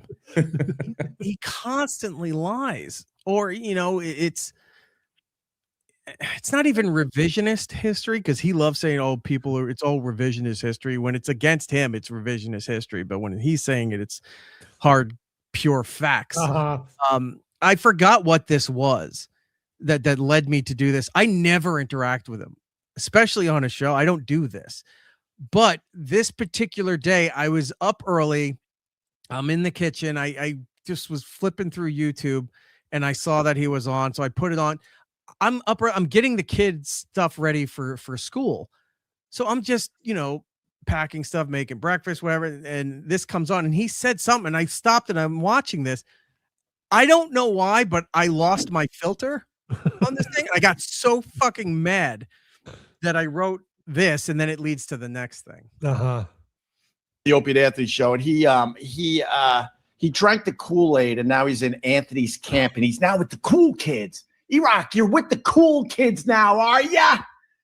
This is incredibly sad. You're incredibly sad, Erock. Now, to be fair, he got you good there. Yes. Yeah, sick burn, bro. Flipped it back on you. He's rubber, you're glue. So this whole thing, you're with the cool kids. No one thinks any of us are cool kids. No. Not even us. We don't even this is ridiculous. To have that's if he came at me and he said, something a bit more harsh or realistic, that would have been justifiable. But for it's like, you drank the Kool-Aid and you think Anthony's the greatest and the cool. That's not it at all. That wasn't it at all with all this stuff. He makes up things when he doesn't know the answer. He makes things up because he has to fill in the gap somewhere. And it always puts him in a bad light, like everyone thinks he's mean or whatever, but they don't understand. Yeah. He never does anything wrong. Yeah, he's always the victim. Now, look, we know the history, especially you and I, know the history of them. Neither one's completely innocent of anything. No. But I can say in the later years, one projects more than the other. Right? and one's cool to everybody that he worked with, and the other one's not. Correct. Like one still talks to almost everybody, and one doesn't exist to everybody else. No matter what era of the show. Going back, the only one he's still friends with is Garrett. He did praise me the last time I was brought up in some super chat or whatever. I was. I'm surprised you're not defending your friend here. I reached out to him many times. He never reaches back out, though. That's the thing. It's because why should he have to? Yeah, you're not important enough. Yeah, nope. Still good friends. True. You're with the cool kids. How is it to be with all the cool kids, Erock? How is it that they don't goof on you anymore? Go away, you loser. Why are you up? Pause. That is the thing that he can't stand, because I was the barrier for him on that show, so that if shit was going too much at him, let's parlay it into making fun of Erock. I can't be made fun of, but Erock's okay. We can just 100% shit on Erock all the time. Now, I did that for almost 14 years, whatever it was there with that show. I played that role, but I did other things too. He had to deflect to that. He could not be attacked. When every time something happened, and there's plenty of examples out there that I know people have clipped, where comics are all sitting around the table, shitting on each other, destroying each other. Somebody throws something at him. Oh, really, Voss? Really? You're going to wear that shirt? What? Okay. Calm the fuck down. Because that was the thing. It wasn't even just Opie and Anthony that would rip on you. It was the whole staff, saw you as the target, and everyone laughed along. Right. And it was funny, a lot of times, and you went along with it, which is cool. But there's a thing that he used to say all the time that used to annoy me, because it's like, you don't even understand what you're doing on this show. You bring it on yourself. Why do you say these things? Why do you do these things? You bring it on yourself. I have no sympathy for you. You deserve all of this stuff. Asshole. Anything that I've done, did I play up a little bit when it was brought to the air? Yeah, we all did. Of course, yeah. But a lot of the stuff that I was getting talked about were things I did in my regular life. Right? Did I care? No. Most of the time, I brought it to your attention. Yeah. Bring it up there. Or I would tell Sam, I go, Sam, what? I have this thing here. It's like, I don't think it's going to go well. And Sam would be like, he's like, don't say anymore. Okay. And then like Sam would find a time to bring it in. He'd run in there and bring it up and whatever. The thing with the refrigerator, a famous bit where the door fell off my refrigerator. I took the photos. I texted him and I said, you're not going to believe this, but this 100% happened. And then I sent the photo and he's like, we got to talk about this tomorrow. I said, that's why I'm writing you to do this. And then we come in and they're looking at, they're going through what's in my refrigerator, why it fell off. The Frigiride thing came around from Norton and all this stuff. Why do you do that? You bring it onto yourself. Yeah, asshole. What do you think we do? We bring stuff from our own lives into this show. Yeah. Some stuff happened where we'd be arguing in the back or I fucked up something, whatever. Those happen too, right? But a lot of the other stuff we brought to the show. There's plenty of stories that Anthony brought to the show. There's a ton of stories that Jimmy brought to the show. Yeah. It was from our lives. We would bring it here and go, here's the premise. Here's what happened. You guys figure out the presentation, which is what they do. And that's where it comes from. But it's like, people wouldn't give you this much shit if you just didn't talk about stuff. Yeah, and I'd be you.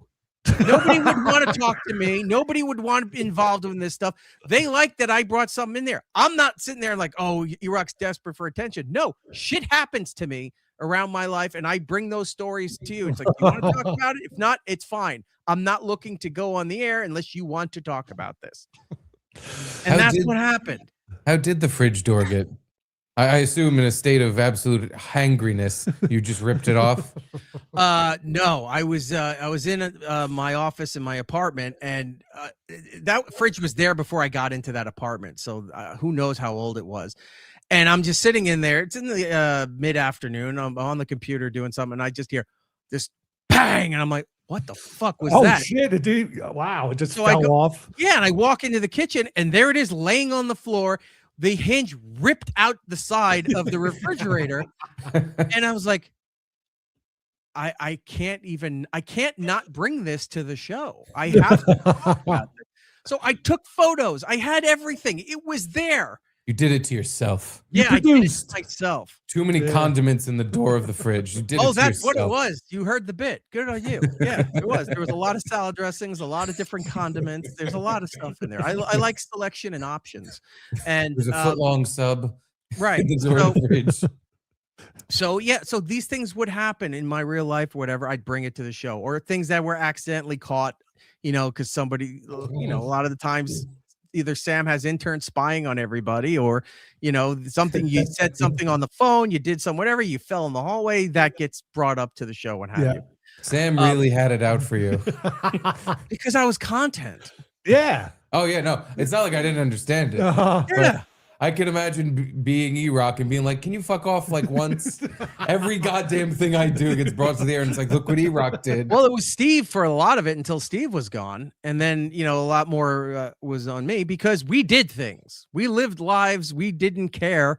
And I still didn't care to this day about what I do. I don't care if people like it. Great. If you don't, you don't. It's material either way. Fine. What have you. But he was sitting there. He's like, you bring this upon yourself, or whatever. I forgot what he just said in the clip there that led to this. But yeah, and it's like, because people like this stuff. It's what we do for a living, or did for a living with these things. That's how you do this shit. He does not like being attacked. He does not like being made fun of. He thinks he's like, oh, I can riff with, and hang out with the guys. He can't. Reverse the roles.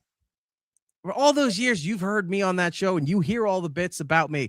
If he's in that position, do you think he'd still be working there? No. He'd been long gone. Or he would have punched somebody, or he would have had a mental breakdown, which is the stage of his life he's having right now, is having this mental breakdown of go away. Nobody wants to hear from you. It's like, could you talk to me? Look, he got mad that I said I would talk to him if he'd act like a human being.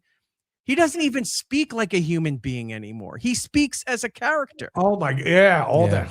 With the purple lips. Just get out of here, okay? Yeah, what are you doing? You don't even understand. Leave me alone. Erock, now that you're with the cool kids, how is it to be with all the cool kids, Erock? How is it that they don't goof on you anymore? Go away, you loser. Why are you up watching my shit? I don't watch anything of yours. Pause. Go ahead. All right. Let's unpack this already. So, he's like, how does it feel to cook? Why aren't they making fun of you anymore? Because they're making fun of you. They don't have time to give a shit about what I'm doing anymore. Or Norton's chip stuff. Everyone's hyper focused on you because you are breaking down in real time in front of all of us. Yeah. You are broadcasting this to the world to show them how sick and miserable you are. Why are everyone making fun of me? Because you allow it and you're perpetrating it. He made himself an easier target just because, like, who cares that your fridge fell off when Opie is like losing his mind and complaining about everything? It's like, yeah, we'd rather talk about that stuff and make fun of him. Yeah, it's all of that. Yeah. So it's like, I don't know. Why are you watching my stuff? I don't watch yours. Who gives a shit if you don't watch mine? I'm watching yours. I'm not, to be honest, I'm never up really at that time, except, if with the kid or something like that to get her to school. But I watch his stuff if something's trending online involving him, like it's showing up in my feed, or if like WATP had some clips and stuff on there, because why bother watching him when you can watch their show and they already edit out all the other shit right to the good stuff.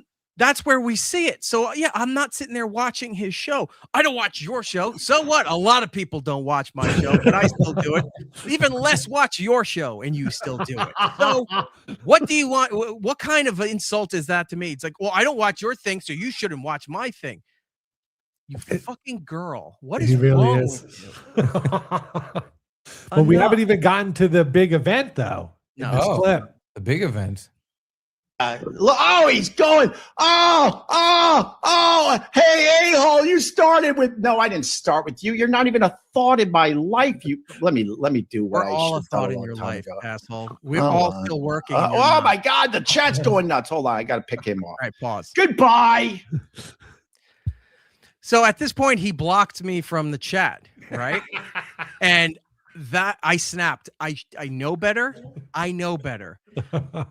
But he caught me off guard that one particular day, and it was just something that I didn't think clearly. He blocked, and I saw the thing get blocked, and I went, motherfucker. So can you just put it back on the screen there for a second? Don't even play it. Just bring the video back up there, please. I'll play it a little bit to get to the next caption on the top. In life, let me do what I should have done a long time ago. Oh, so it said right before this one, send me the link and we could talk it out, asshole. Yeah. It's like, you want to be a tough guy? Okay. Send me a link. You want numbers? You're all about the numbers. You want numbers? Put me on there. You'll get fucking numbers, right? Won't do it. Blocks me from this thing. Somehow puts my next comment on there that says fuckhead and doesn't take it off for the rest of the time he's talking about this. Now, had I gone on there and spoke to him, I could not have said or done anything better than him leaving the caption, calling him a fuckhead right on top of his head for the rest of this segment. You bring it upon yourself, Ope. You do it to yourself. Why do you even bother, Ope? You did it to yourself.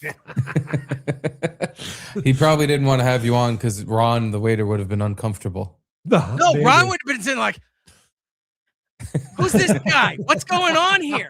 This is Erock? Oh, why are you yelling at him like this? I thought you liked the guy. Like, it would have been that. So let's get hold on. Oh my God, the chat's going nuts. Hold on, I got to pick him off. Goodbye.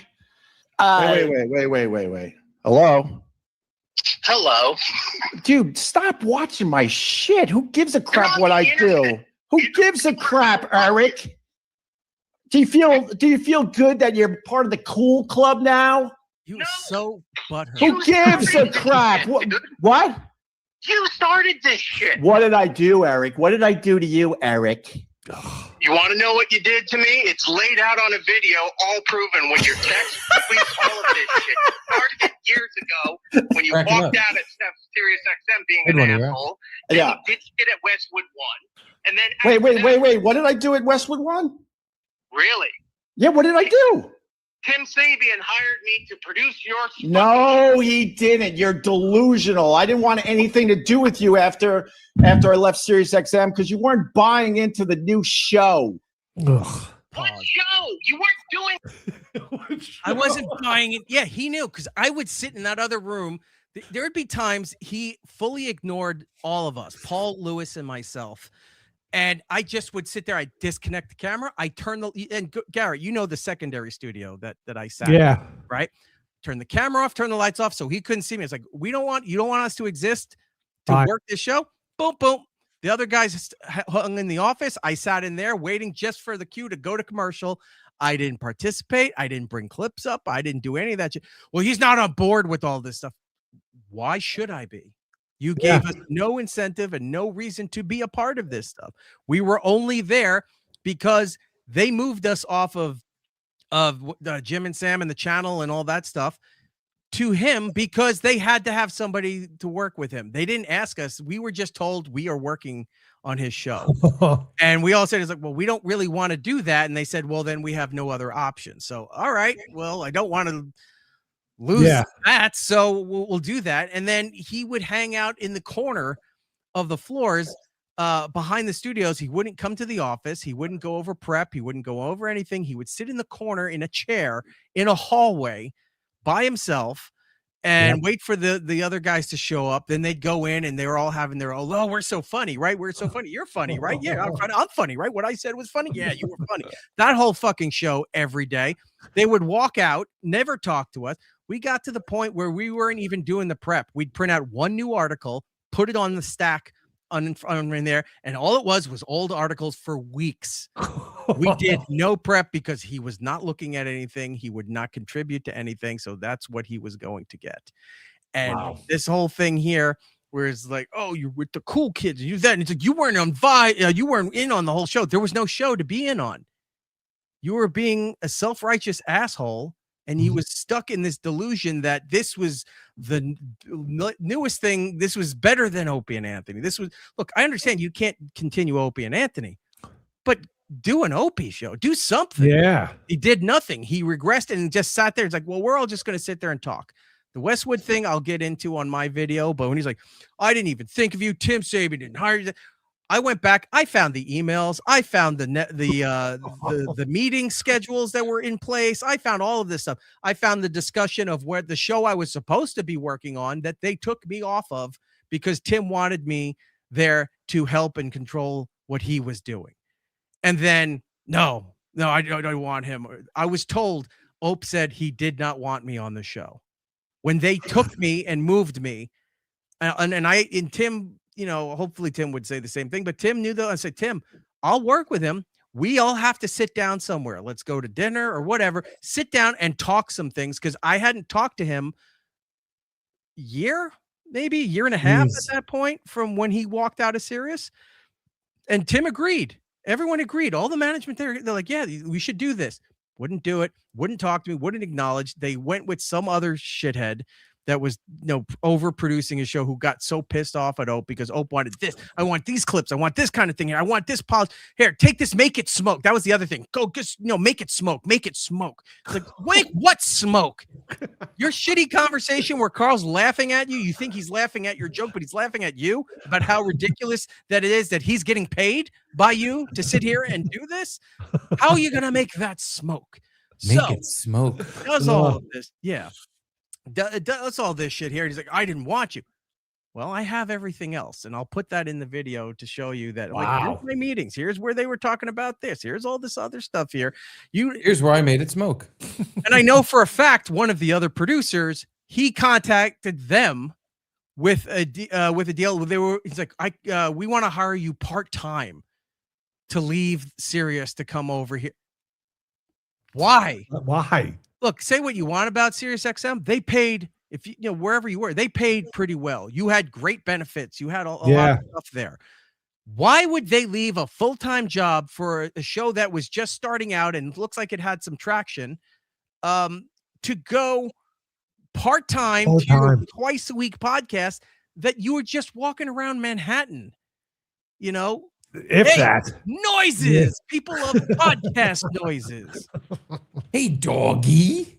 Yeah. Well, that was way later. That's the mental regression years of sitting on his balcony and his back porch there doing all that stuff. But yeah, I mean, so at that point in the clip, and he's like, that never happened. It did. It did. Nothing I was saying there was a lie. And I have this stuff to prove. Look, for those, you can think what you want about me. You don't like me. You don't like my show. That's fine. I'm not here to sell you on that stuff. But if you were interested in that time, I have 2 videos up on my channel that you can go and check out. And one called, I forgot what it is. Old Man Streams in Clouds, I think is the name of the video. The last one there where I put up text. I put up all these other things there. And I'm not like doxing him or that kind of shit. It's just like, this is all shit he said. Okay. Pull the clips. I'll give you the answer from my side. Now, if you don't want to believe my side, fine. You don't have to. I'm not sitting here like, you know, it's either him or me. That's that other guy. He's always, it's either them or me. And everybody chooses them over him. And he's still in that mentality of like, well, there can only be 2 sides, theirs or mine. And doesn't understand when nobody's on his side for this. Won't even come to the middle and goes, look, I still believe I'm right in some things, but I'm willing to talk to you about this stuff. Not even me, Anthony, any of this shit. Yeah. Right? He won't do it. We all gave up. Everyone who loves is like, we'd love a reunion. You know what? We all kind of would too, but we all are we're all realistic about it. It's way too late. Nobody cares anymore. At least everybody on the staff doesn't care anymore. Skankfest cares. Well, I know it's fun talking to Lewis. He's like, it was last year or 2 years ago. He said, oh, I sent my yearly text to Opie to have him tell me he's not coming to Skankfest. Oh, really? Okay. I didn't know that until Lewis told me that. He's like, yeah, I reach out to him all the time. What if we did the reunion? I don't know.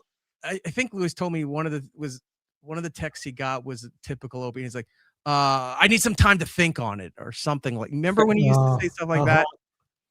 Yeah, tell me what it is. Give me time to put the pieces together and let me see how that works. How many more decades do you need to think about that? I think there's no more thinking required. I don't know how many decades he has left, so it doesn't matter.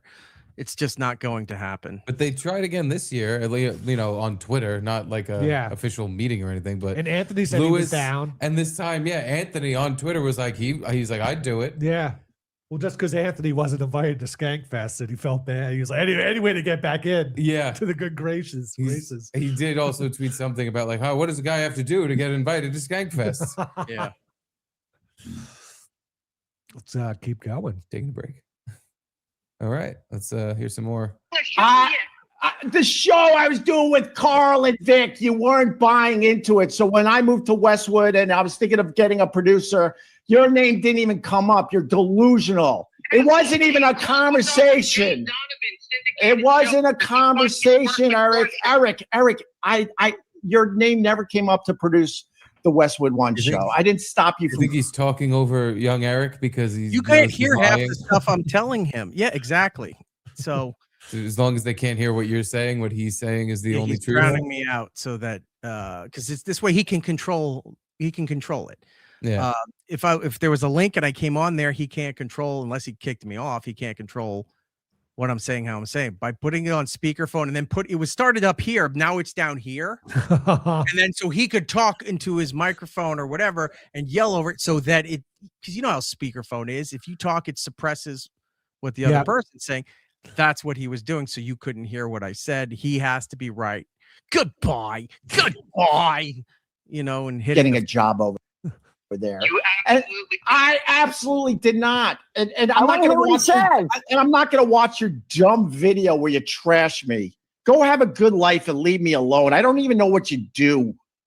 Yeah, you do. Jesus, these guys are claim you work at. Then he hung up on you. Yeah. See, he can't handle it. He can't have a discussion for a talk show host. Yeah. He can't talk and he can't listen. He can't have a conversation. Sorry, Garrett. This is the stuff people would stay tuned in for. Yeah. Right. Like, holy shit, Erock's calling. Let's keep watching. Why hang up on him and just cut it off and Doesn't move do on? that stuff anymore, Yeah. man. Yeah. Now he's all about Ron the waiter stories. How Yeah. much did you get tipped last night? Yeah, and then I think it goes on. I mean, just Ron being like, "I thought you liked Erock or something," and Crazy. Hold on. Who is that? That's Erock, who that's the first time I talked to him in many, many years. Who's Erock? That sounds familiar, by the way. Erock. Erock was one of the main producers of Opie and Anthony. He did very, very good stuff for us. I'm not gonna lie. I can't lie about it. Are you surprised he just called you? No, I guess not. Because Like, when's the last time you spoke to this hear what he guy? said? He goes, "I got a video that lays out the whole thing. Why would I go and watch that?" And he's Okay. This is the guy who does everything on video clips and Twitter. And then when you put stuff out there, I'm not acknowledging that just to give you attention and get you likes. You're just doing it for the views. You're doing it for attention. No, I'm doing it because that's the only place that somebody can reach out to you, because you can't talk. I would like to do none of this. yeah, just have one conversation with him. I'd like to talk to him behind the scenes, all this stuff. And then later on, we can talk about this in the past tense of, like, during that time. What you don't know is this shit was going on. That's how it should be handled. That's how adults should be talking. Not even adults. That's how human beings should be talking to each other. So when he got so mad that when we were talking about the archive stuff a couple years ago, I said, I'll gladly sit down and talk with you and work things out if you'd act like a human being. He took such personal offense to that. It's like that, but for some reason he acted like that was the worst thing I could have ever said to him. And that made zero sense. Like, there was nothing offensive in what I said to him or disrespectful other than you're acting like a crazy person. Talk like a human being, and I'm willing to work this out with you. But now you own all the archives. Yeah, I know. And it's sitting there collecting dust. And the next show after this, I can find the clip of that. I took some old DAT tapes of the archive, and during my second segment, I'm just ripping them apart. I had mountains of tape on my shoulders, on my head. Just sitting there throwing all this shit up there, and I would read like, 1999. Oh, Mick Foley was on the show, and I'm just started ripping the whole thing up, and yeah, that's a shame. Yeah, we're all children, but some of us are a bit more civil than others. Can't believe you ripped up the DAT tapes. Yeah. Yeah. Oh, well. Was there any more to this, or? I watched it. When did it come out? Like October or something? Yeah, October 20th. Yeah, 21st. that's the last time I watched it. I just knew I had it for forever. All I right. think it's just Ron being like, "You don't like the guy? Why not?" Yeah, Guys, trying to say that I prevented him from getting I hate to a do job I at West. have to run. Oh, no, you have the runs? Yeah, I have the runs. No, I have to go. I gotta get the kid to bed, so it's late. Yeah, no worries. Thanks for stopping by. Thank you for visiting. Yeah, I appreciate that. Yeah, right there. It's Erik Nagel. Is all my social medias. My show, it's Erik Nagel, available on YouTube and on Twitch if you want to do the live streams. All the archives are on YouTube, and it goes out on iHeartRadio on Friday mornings. So if you're still into audio podcasts and those kind of things, we're on the iHeart's digital platform for there. So that's where you check out all the check stuff. them out. And I have a multi-part Jocktober supplemental that I did on Todd Pettengill. If you remember the Scott and Todd. Yeah, wow. Did a big breakdown, 3 parts, to the point that we have to do a part 4 because somebody sent me some more of his stuff.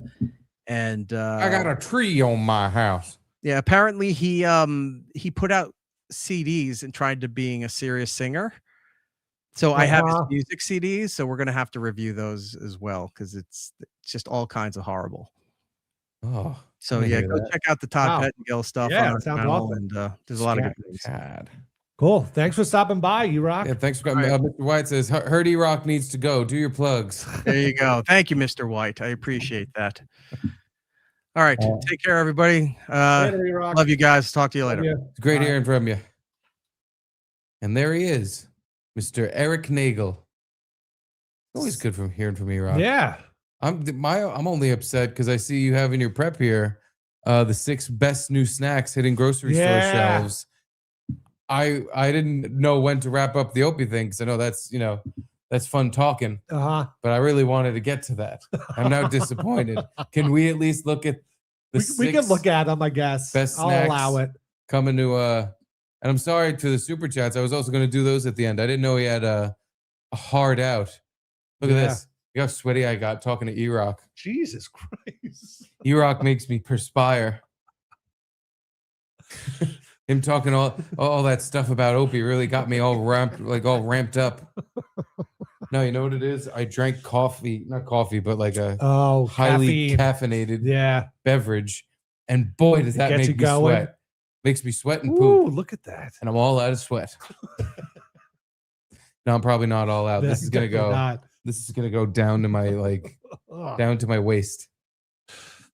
But anyway, that was nice to hear from Erock about an Opie exclusive. Yeah, one that he hasn't addressed yet. Can't wait I don't to know why see he wouldn't just have him on and argue with him. I don't know. You That know? just seems so weird. If It's just someone we worked with wanted to come on and Drew. argue with us, happily we would do it. Drew came on, we argued with him. Do it. Yeah. I didn't even get this sweaty when we argued with Drew. Just listening to Erock argue about Opie got me sweaty. Yeah, I don't get that. If you're a content creator, it's content. Yeah, you do it. I would think. What do I know? I know. I don't. Especially when he's like, "Oh, the chat's firing up or heating up." It's like, keep him on then. Keep him coming. Yeah. So this is not even like an article. This is just a picture. There's some are pictures, some are articles. There's a lot of like crossover where the same things are mentioned once or twice, but you get them all in there eventually. Okay. So let me click it. Oh, okay. And there's a description for each. Mhm. I see. Let me zoom in so I don't give away the whole thing here. I want to tease people one snack at a time. And this is from Reddit. These are new snacks from This is all that Reddit's good for anymore, by the way. Yeah. It's all because at least they still keep you up to date on what snacks are coming out. Everything else on that fucking website, well, sports stuff, I guess, is okay. They'll show highlights and things that happen that are like newsworthy sports. Other than that, there's really nothing left for unless you. But even this post, I almost feel like Frito-Lay's or whatever, some intern posted this as advertisement for the new, and just kind of engagement farming. Yeah. Ooh, my favorite kind of farm. So here's 2 new items that will be hitting the shelves in 2026. Lay's baked, not fried, roasted garlic and herbs, and a loaded baked potato. These are just going to taste like garlic powder and salt. Yeah, the baked are pretty much Pringles. Yeah. Like the same kind of texture, which I don't mind. I kind of like baked potato chips. I think these are good. Yeah. Just the plain ones I think are even good. Now, what's the other flavor? Baked potato. Oh, baked potato? Oh, so my it'll God. be kind of like sour cream and onion chips. Yeah. All right. That's not bad. Not exactly excited, but no. If you handed me a bag of each of these, I wouldn't. Oh, definitely. I wouldn't stomp on it and piss all over the floor, but not exactly a top 6. I'm not running out to get some. No. Yeah. See, I wish I could ask Erock. I bet he would have an interesting kind of more nuanced take on what these snacks mean for the future of snacking. All right, the next 2 snacks up on the list are Cheetos Flamin' Hot Dill Pickle Puffs and Cheez-It gluten-free. Wow, they're getting worse. We were only 2 in. Now the next 2 suck balls. Gluten-free. Spicy pickle. Yeah, that's a new thing. There was like I've seen a bunch of pickle flavored snacks recently. Not sure why. It's not like the Flamin' Hot obviously has been a trend for a while, but You know what I want with my shitty chips that taste like an old cucumber that's been melting? Some chemical burn. It's not even spice like they put real peppers on it. It's that flaming hot shit. Yeah. It just burdens your tongue in a weird way that doesn't feel natural. So that's a bit. I give that one 1 thumbs down. Wow. One thumb up though. I'd eat it. Okay. I'd eat it. Yeah. Just so one up, one down. I'm not excited about it, but I'll eat it. And there's 15 thumbs down for the who gives a shit. The gluten-free thing, I feel like people don't even give a shit about. That was like a craze. Yeah, making but everything gluten-free. The thing, gluten-free is one of those things where if I eat something gluten-free, I don't mind. Doesn't taste bad. Like I don't even really notice a difference. Right. So fine, I guess if you have some gluten allergy. If you have the allergy, sure, but this isn't something you advertise in a top 6 snacks of 20. This is just an alternative option of a snack. Like if you're going to do this, you could have done this years ago. Who gives a shit? Gluten-free. All right, so far 2026 is not going to be a good snack year. No. It's going to be a shit year for snacks. All right, the last two. Again, Oreo. Oh, God. This is like an oxymoron. Oreo double stuff, zero sugar. So it's just Splenda Oreo. It's got way more stevia in it. Here's a couple of Oreos. Got way more shit in it that does it. Okay, now if you have diabetes, you can have double stuff cookies. What you've always wanted. But the next one, Oreo brown sugar bubble tea. What would that even? I don't know. Taste milky or something. Again, I'd try it. Yeah, I'd happy to try that one, but it would just be like a sugary Oreo, brown sugar. How do you make you're right. How do you make an Oreo taste like bubble tea? What the fuck? Maybe there's pearls in it.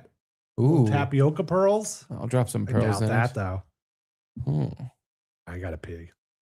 Got to pee? Yeah. All right. Well, you take a pee, and I'll read the super chats that we did not have time to get to when Erock was on. That was another thing. I didn't know Erock was leaving so suddenly. We were gonna look at the shittiest snacks in the world with him, and then read some super chats. So I apologize to the people like Bob Fanta Patrice, who said, "I thought the Dilbert guy made all his money from some newspaper sweepstakes." Damn it. See, I wish we'd read that. That's a reference to where Erock inherited the Nagel fortune. Apparently a newspaper that came to the studio that there was controversy about who the scratch-offs in the newspaper belonged to, who, after they won him his fortune, he should have split the money. But I don't know much about that. I know the bare bones of the story. Yeah, same here. I obviously wasn't there at the time, but no, you were in the bathroom. True, but I just heard on air about what happened. So yeah, and maybe a little bit from Erock later when he worked at Compound, but it was just like no one. He was like no one checked the papers. Whatever it was, I did everything, and no one else was even going to scratch off or do whatever to see. So I happened to win. I feel like it's hard to win that. And then be like, oh, I'll just give this money to everyone who shits on me every day for being fat. I'll give them all 10 grand each for being a piece of shit to me all the time.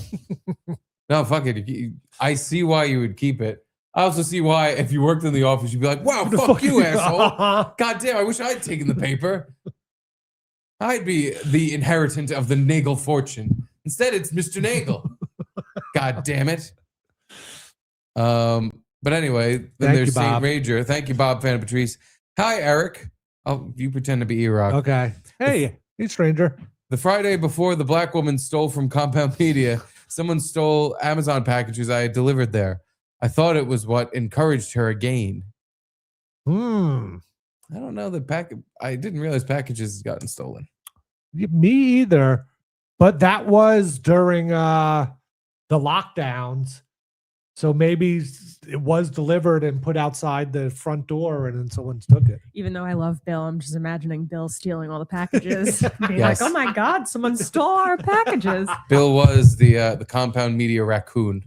He get put his little Bill Bandit mask on and get his little paws on stuff. If things disappeared from the closet or from the fridge or whatever, your first guess would rightfully be Bill, because more likely than not, it was probably him that walked off with the Jaws jacket, or walked off with the last of the whiskey, or the Sour Patch Kids cereal, or or who trimmed his beard, like his pube-like beard into the candy dish? If you're looking to answers to who did these things, your first guess and most likely correct guess would be Bill. Yes.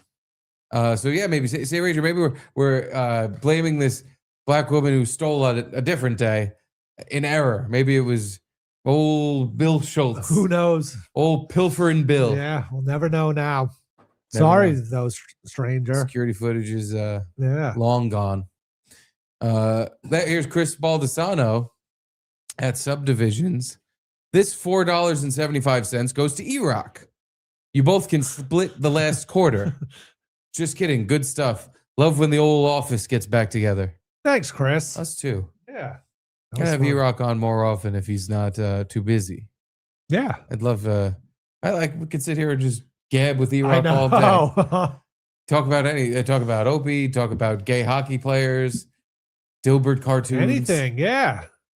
He's a renaissance man. He really is. He's fun to talk to. He's got it all. And then Chris again, is it just me or does Ron the waiter look like Stegman from Payback with Mel Gibson? Yes, I know I'm right. YouTube it. I will 100% take your word. Yes. On that. You are correct. I believe you. I've ever seen the movie Payback. No. Starring Mel Gibson. Gino Bisconti, who I was surprised didn't chime in earlier when Erock was on. Yeah. I didn't want to bring it up, but if it got brought up, I would have been happy to direct the conversation that way. Uh-huh. Because there was a little Gino mentioning Erock on the last football show. Who was the guy with the pickles in the truck? Stanley the pickle man. Yeah. Stanley's Pickles. Stanley's Pickles, yeah. How could you forget that, Gino? I know. Jesus. He's too busy, too busy reading the Peanuts. But yeah, I wonder. Gino, how come you didn't chime in earlier? That could have been interesting. No, we don't need that. Okay. Yeah. Just saying. It's content. Like Erock was saying, True. If two guys have a disagreement, you should have them talk it out. That's a good point. All right, maybe I'm wrong. Especially if they don't even want to get along or anything. They just want to argue. That'd be great. Just argue. Anyway, thanks, Gene. Thanks, Gene. Mike Oxlong. Steve wants a Cheetos Flamin' Hot Dildo. I don't know why I would want that. I'm already shitting fire every time I look at milk. I don't know why I'd want to stick something hot and spicy in my ass. That seems like a nightmare. I just got flaming hot poops going both ways. That wouldn't be good for me, I don't think. I think my fucking colon would fall out. That would be the worst thing ever. Maybe you should get a colostomy bag. No. I'm probably going to have to, but no, I don't want one. You Empty don't want my one, bag. but you never have to go to the bathroom again just to pee. To pee? No, I think you still pee normal. Colostomy bag is for your colon. It's for shit. No, I'm saying you don't have to, but you don't have to take a shit anymore. Oh, I just pee. Just pee. Yeah. That's my meditation time, Garrett. I'm just going to sit on the toilet while I empty my bag. No, I hope I never need that. That would be terrible. Everyone has a story. I think Jim Stencil has a story that he had sex with a woman who had a bag, and of course it popped and it smelled awful. Oh my God. And my own father, he dated a woman who lived with her mother. This is divorced in his 40s and 50s, dating. Yep. So slim pickings on. You're gonna have to go on a few dates with a woman who brings her colostomy bag mother. And he said a couple of times they were in her house or apartment or whatever, hanging out watching TV, and you just all of a sudden it smells like somebody's shoving a log of shit up your nose. But he said no, it's not even that. He said it's worse than that. It's like a raw sewage mixed with just the bag doesn't contain death. the smell. Well, he said the bag would fall off or it would pop or it would overfill. He said a couple times he went over there, it happened, and he was like, I don't know if I want to see this lady. It's her mom, who she lived with, had it, and they would be, sitting on the couch or whatever, the three of them watching TV, and the mom's bag would just and it would really ruin the sexual vibe. My father trying to get his bone on, and instead of just smelling just putrid, just not shit out poop, unshit poop Why would that's your now dad- all over the couch. Why would your dad ever tell you this? He thought it was funny. Do you think like if you're older and we got divorced, you would tell Charlie about the women you dated like that? Yep. Really? I would tell him absolutely, like, Charlie, you're not gonna believe this shit. Oh my Literally, god. not gonna believe this shit. The other day I was at Debbie's house and her mom's bag popped again. And I swear to God, I puked all over the floor. Poor Debbie's just now in the middle of a war zone of shit and puke. You better never meet a girl named Debbie now. The name's already set in stone. Set in stone. Debbie with the mom who has a colostomy, who's got a sea bag. My dad had a colostomy bag. Had one, yeah. They fixed him? I thought like colostomy bag was a one-way street. No. Like once they bag you up, because I thought the way it worked is like they reroute your intestines into this bag. Yes. So then, yeah, I think he had like a blood clot in his blood clot in his intestines or colon, or if they're the same, and had to get a colostomy bag. This is when I was very young, so I don't know all the details, but he had it for like a year or two, maybe, and then they fixed it up and took away the colostomy bag. I didn't know. I thought once you had that, it's like being on the iron lung.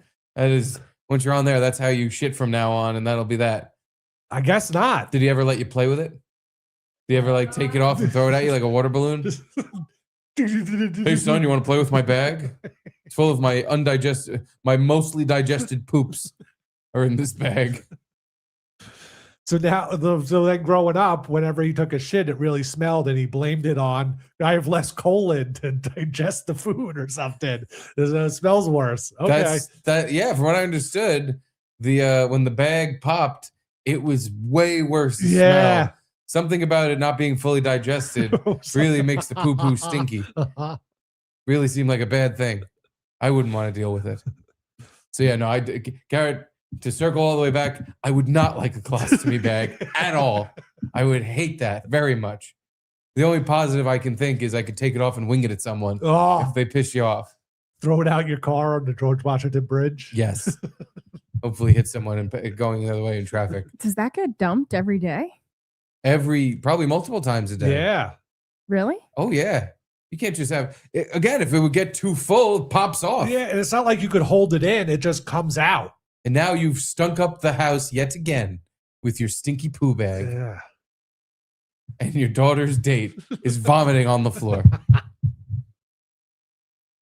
Yeah, no, you definitely have to dump it. You have to, I'm assuming, go to the bathroom and just dump it in the toilet. Yeah. Dump your can of Dinty Moore beef stew into the toilet. You hardly go to the bathroom once a day. That's why Well, whatever. No, but when you want to dispose of it, you probably go to the bathroom and. Well, I'm just saying without that bag, you don't always go to the bathroom every day. Speak for yourself. I'm pretty sure I shit like 4 or 5 times a day. You shit like 7 times a day. So if I was bagged up, that would be a lot of. I'd have to be walked like a dog multiple times a day. You would just have to live on the toilet. I wouldn't live on the toilet, but I would have. You'd have to live with the bag in the toilet. I would have a system of buckets and bags because I'd be too lazy to keep getting up and emptying my bag. I would have a Home Depot bucket next to the couch. I would throw my used bags into. It's not even a question of too lazy. That bag would just constantly be full. It would be. I'd be proud of it too. I'm not sure if you have reusable bags or you get new bags every time. I would just get a few plastic bags. Again, like I'm picking up dog shit and just tie it onto my hole. Do you think you'd fart more or less with one of those? You probably fart more, but it's just one really big fart when you take it off. It's just like all the gas that gets trapped there. You take it off, it goes. I would think you wouldn't fart at all, though. I would also, yeah. I think right, because nothing gets down there. Yeah. I would assume no farts. You would fart out your bag. All the gas and the buildup of everything goes into your bag. Maybe that's why the bag exploded, because the mom was farting and just filling up with gas. She was just eating cans of beans like a hobo, filling up her bag with gases and shit. And it would just blow off her tummy like a bottle rocket. Yeah, like a balloon. Like one of those lawn rockets that you jump on and shoots up. It would just hit the TV. My dad would puke. This poor Debbie woman would just like, oh, not again. You know how you stand on a soda bottle and then you kick the cap Yes. off? Like, do you think she was just doing that upstairs because her daughter had a man over the house? Yeah, maybe she didn't She needed approve. attention. She didn't approve of my father going in there all horned up, trying to get lucky. While there's a woman with a shit bag. So she would just, stand on the top of the stairs and rip it off, throw it down the stairs. Like, oh, my bag fell off. It's slinking down the stairs, leaving a trail of muddy tears. Friendly reminder: your dad's coworkers watch your show. I hope they tell him this. Yeah. I hope they bring this up. That's true. We did tell you this story, Yeah. so he clearly doesn't care. I really hope that they bring like, hey, I heard at one point you dated a woman that had a mother with a bag. How did that go? Stinky. Very stinky. Yeah, no, I think I don't think it helps the relationship. Weird. He didn't end up with that woman for the long run. Come to find out. Anyway, that's Anywho. all neither here nor there. Yeah. Jeff Hillman, Malice showed up at 9 a.m. on morning to confront Bill. I don't even remember that. No, me either. I believe it. Yeah. Malice is very funny. I believe he did that. I just don't remember it. And I mean, confront Bill, he was probably just like, he didn't throw him up against the wall. No. And start choking him. It just probably was very snarky. Like, hey, Bill, I heard you eating cereal. You took my shit. But I mean, he wasn't joking. Malice was mad. He was, yeah. Yeah. I think part of it, like, when he didn't know who took it, he was really mad. And then when he saw the video of Bill's cereal escapades, mulling about the office, doing fucking tricep dips with the Coca-Cola, I think he got a little less mad because of how preposterous it all was. But he was still mad. Yeah, because it was something he couldn't find and he wanted to try it. Yeah. Right. You know, honestly, he didn't miss much. That cereal stunk. Yeah, we tried it. It did stink. Yeah. It was just like lemony milk. Fruit Loops. Mm-hmm. Yeah, it was all lemon Fruit Loops. Pretty much. Bab, fan of Patrice. Hey, Bab, wouldn't Erock's kid be like 15 years old by now? Still tucking him in? First of all, it's a her. It's a her. Second of all, I want to say I'm going to guess 7 or 8. Something like that. Yeah. Somewhere around there. Maybe that's on the little high range younger. too. Yeah. No, because didn't he have Erock when he was still at Sirius? Or was it a compound baby? Maybe it was a compound. It was a compound baby. I thought it was a compound baby. Yeah, wait, it was. Yes. Yes. Maybe right before 2020. Maybe right after. Fuck, I don't remember. Don't remember, but yeah, I thought it was a compound baby. But I mean, he signed off at like 9:45. I think it was bedtime. Yeah. That seems like almost too late for a kid. But Erock's a night owl, so I'm assuming he prefers having his kids stay up later and then not wake up at the fucking crack of dawn like my young son. But then they have to get up and go to school. Oh, that's right. Yeah. Has to go to school. Well, either way. Whatever. Yes. Erock's 15-year-old son still needs to be tucked in. And Bob Van Patrice, colostomy poo is a delicacy in India. Yeah. It's like their version of Campbell's tomato soup. It's a nice pure liquid.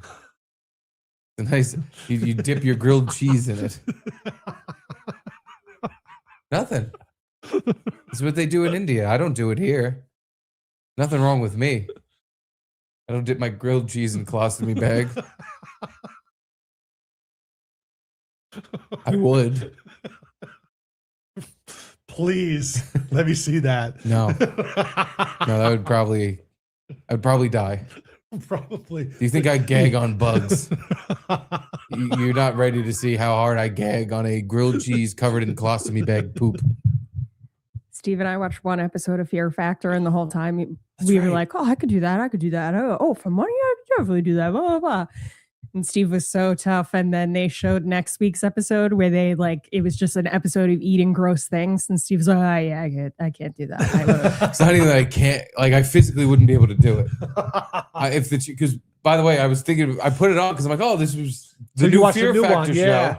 It was on. I was flipping between that and the game on Monday or Sunday night or whatever. Okay. And Not a lot to watch in that game. That was the Chargers, right? That was a shitty game. Yeah. Yeah. And I was like, this is research for Garrett because we're gonna get him on this goddamn show. First of all, we gotta do you up. You gotta be something else. Because I realized all of the cast was like hot chicks or gay guys. Oh, okay. So maybe we can get you as a gay guy on. All right. Yeah, or there were like a couple ethnic looking guys. Maybe flaunt my My Little Pony collection. We could do that. Yeah. Or maybe I was thinking like ethnic. Maybe we'll get you like a Native American headdress that you can wear on the show. And you, okay. Hello, my name is Eats Bug. Yeah, I'm good at accents or impressions. Can you do a Native American? Your name is like That's my forte. They Native called American. me Cricket Munch. They called me Cricket Munch. Okay. Perfect. Nailed it. It's like a Native American Muppet. Maybe drop a little bit of this. And maybe Squanto says, like maybe just a deeper, like more robotic voice. My name is Cricket Munch. It's pretty good. Thank you. That's pretty good. Thank you. I think we get some shoe polish on you and put an Native American headdress on you. We'll get you as a cast member on the show. Okay, good. I'm impressed that you can do imitation so well that you can imitate Garrett trying to imitate someone else. But also, are you afraid of anything? Oh, that was a big thing on the show. They had them talking about their fears. Yeah. And it was obviously like they produced it and made them talk about things. Like the producers told them, like, talk about your fears, because they were telling each other what they're afraid of, which then immediately gets used against them. Because there was parts like of the first episode where the people that won the first challenge got to pick who did the elimination challenge. And they knew like, oh, this lady's afraid of bugs, and it was a bug thing. So send her in. And it was like, why would you fucking tell everyone what you're afraid of, you idiot? They're gonna fuck you with that. So you got paired up with one other person, and then they were like, you have to get to know each other really, really well. And then everyone was like, oh, well, it's fear factor. It's like, what are you afraid of? What are you afraid of? And they were talking to each other under the guise of thinking that that was important for the next task. And the next task, they were just basically like squeezed between two really tight plastic walls, and it had nothing to do with anything. Yeah. It's the one where they were like, they sucked all the oxygen out of it. It looked like they were in a giant Ziploc bag. Yeah. It was that challenge. Don't run out of air. Right? That's what he said at one point. Right. Yeah. Yeah. And then the top winner got to pick 4 random people. And then they were basically like, okay, what 4 underdogs were we going to pick? And people were like, oh, well, my partner said that they're afraid of this. And then they were just like volunteering information. So they sold their partners out. Not even partners, because the partners won the challenge. So like 2 sets of 2 won the challenge. Oh, okay. So they were just picking the other people they had talked to. 2 people won the challenge, and then they got to pick 2 people to be in their 4 group. Oh, whatever. I thought the 2 people that had the fastest time. Either way, they basically picked this girl who was the Carolina Panthers cheerleader to go do the bug thing, because she said right away, like, I don't like bugs. It's like, first of all, you had to admit that in some way to get on the show, I'm sure. Because they don't want people who are just fearless and are going to make this like, like, well, we need you to kind of act like you're scared of something. What was the bug thing? It honestly seemed like, I'm like, I would maybe have a little bit of a problem with this, but for money, I would do it. They just had them in a box, like a big clear thing, and they just kept dropping bugs and rats and snakes on top of them. And they had to like sift through all the bugs and find a little ball that had a code in it. And then they had to type the code in like 3 times or something. Wow. I was like, Garrett can do this easily. Yeah. I could do this. But then, they showed the footage from like coming up next week. And I'm like, listen, I would try, because they were just eating gross shit. Just rotting cow body parts and bugs and all kinds. I would try, but if the challenge is like you have to eat it and keep it down, there's no fucking way. Because I would just start vomiting. I would take a bite, swallow it, and puke it all up. Rotting stuff is hard, just because like the smell is more repulsive. Like your body doesn't want to ingest it, kind of Right. thing. Yeah. So that might be hard. Yeah, and Bob Fanapatrice is right. Nobody beats Garrett at Fear Factor gross shit.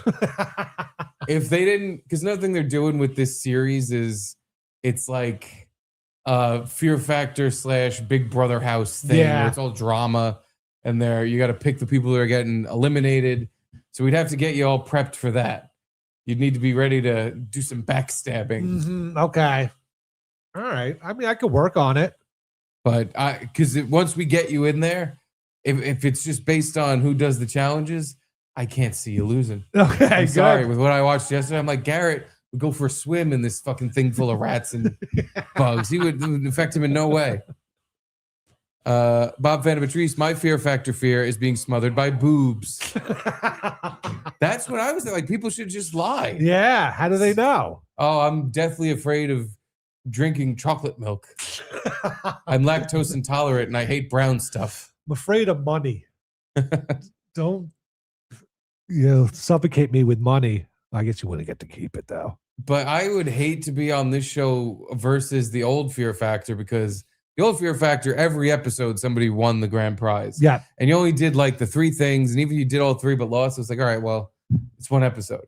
Some of these fuckers are going to be on this show for a whole season and then not win. And they're going to do a lot of gross shit. They're going to do a lot of things that scare the shit out of them. And they're going to get nothing. Nothing. That's got to suck ass. And what's the grand prize? Like 100 It's grand? 100 grand, yeah. Wow, it's so weak. 100,000 clams. Yeah. Yeah, I think for that kind of torture, it should be like $500,000 or like the $1 million grand prize. 100 grand to absolutely demean yourself and lick bugs. Is it still on NBC? Is that you watch it on regular TV? I believe it was on Fox 5. Oh, okay. Yeah. The original one was NBC? Pretty sure it was. Oh. The more you know. Well, anyway. Yeah. I think that's about all the time we have for today. Gonna wrap it up. Do some boners content. Thank you, Erock. Thank you for hanging out with the boys. Yeah. And thank you to all of you, especially our lovely board members. Yes. Whom without you, Garrett and Steve World wouldn't even turn. Wouldn't be possible. Here's a little ditty I like to call Bored in the USA. Just for you. Have a listen.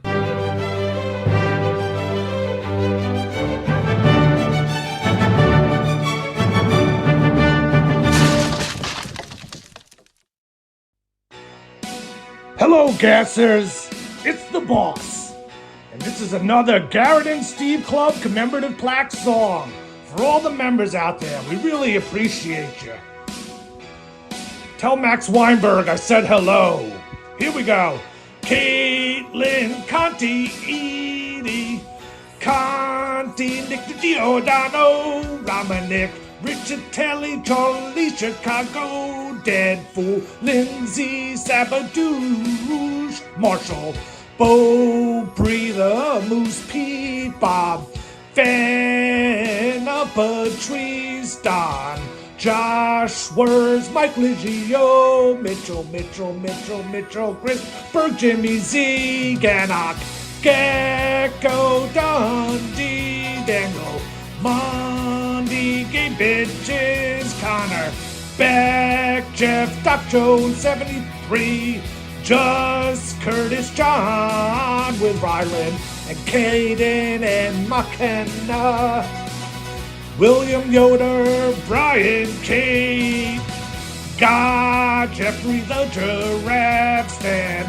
Turner, 9X support, Bored in the USA, Foxy, Scorpio, Asia, Surreal, Youngie, AJR, Doogie, 7626, Justice for Garrett, Travis, R2 Man, Rusty, Matthew Maureen, Bored in the USA, Mark DeGrache, Cynthia Darcy, Bernsey, Eric, Lystra, and Max, and Lucy, and Clara, Michael, J. Tucker, Terry, Trucker, Terry, I'll say it again, win at all costs, lose, cluster, pain, Jam, and J, Nate, Gina, Marie, Beverly, Jaquan, G, Johnny, Heather, the Hooker, Jonathan, Mardukas, Who's Channel 666, Steve's Ass, Mark Jenkins Jr., Min Franklin, the Stick Right Arrow Hack Matt, Dan Graham, Danny Boy, Ben the Gardener, and now the Gold Members Club. Mama Reno, El Mexapino, Bitsy, Jeremy, and Stock, Matt Fugate, Michael Malice, Boog Turjay, Thomas, Five Fan Photoshop, Rocky Pintozy, and Andrew, Larry F, Jay and Harold, this Giga Netsit and Aaron Kraft, bored in the USA, bored in the USA. Good night, everyone. We'll see you tomorrow. That's my ass.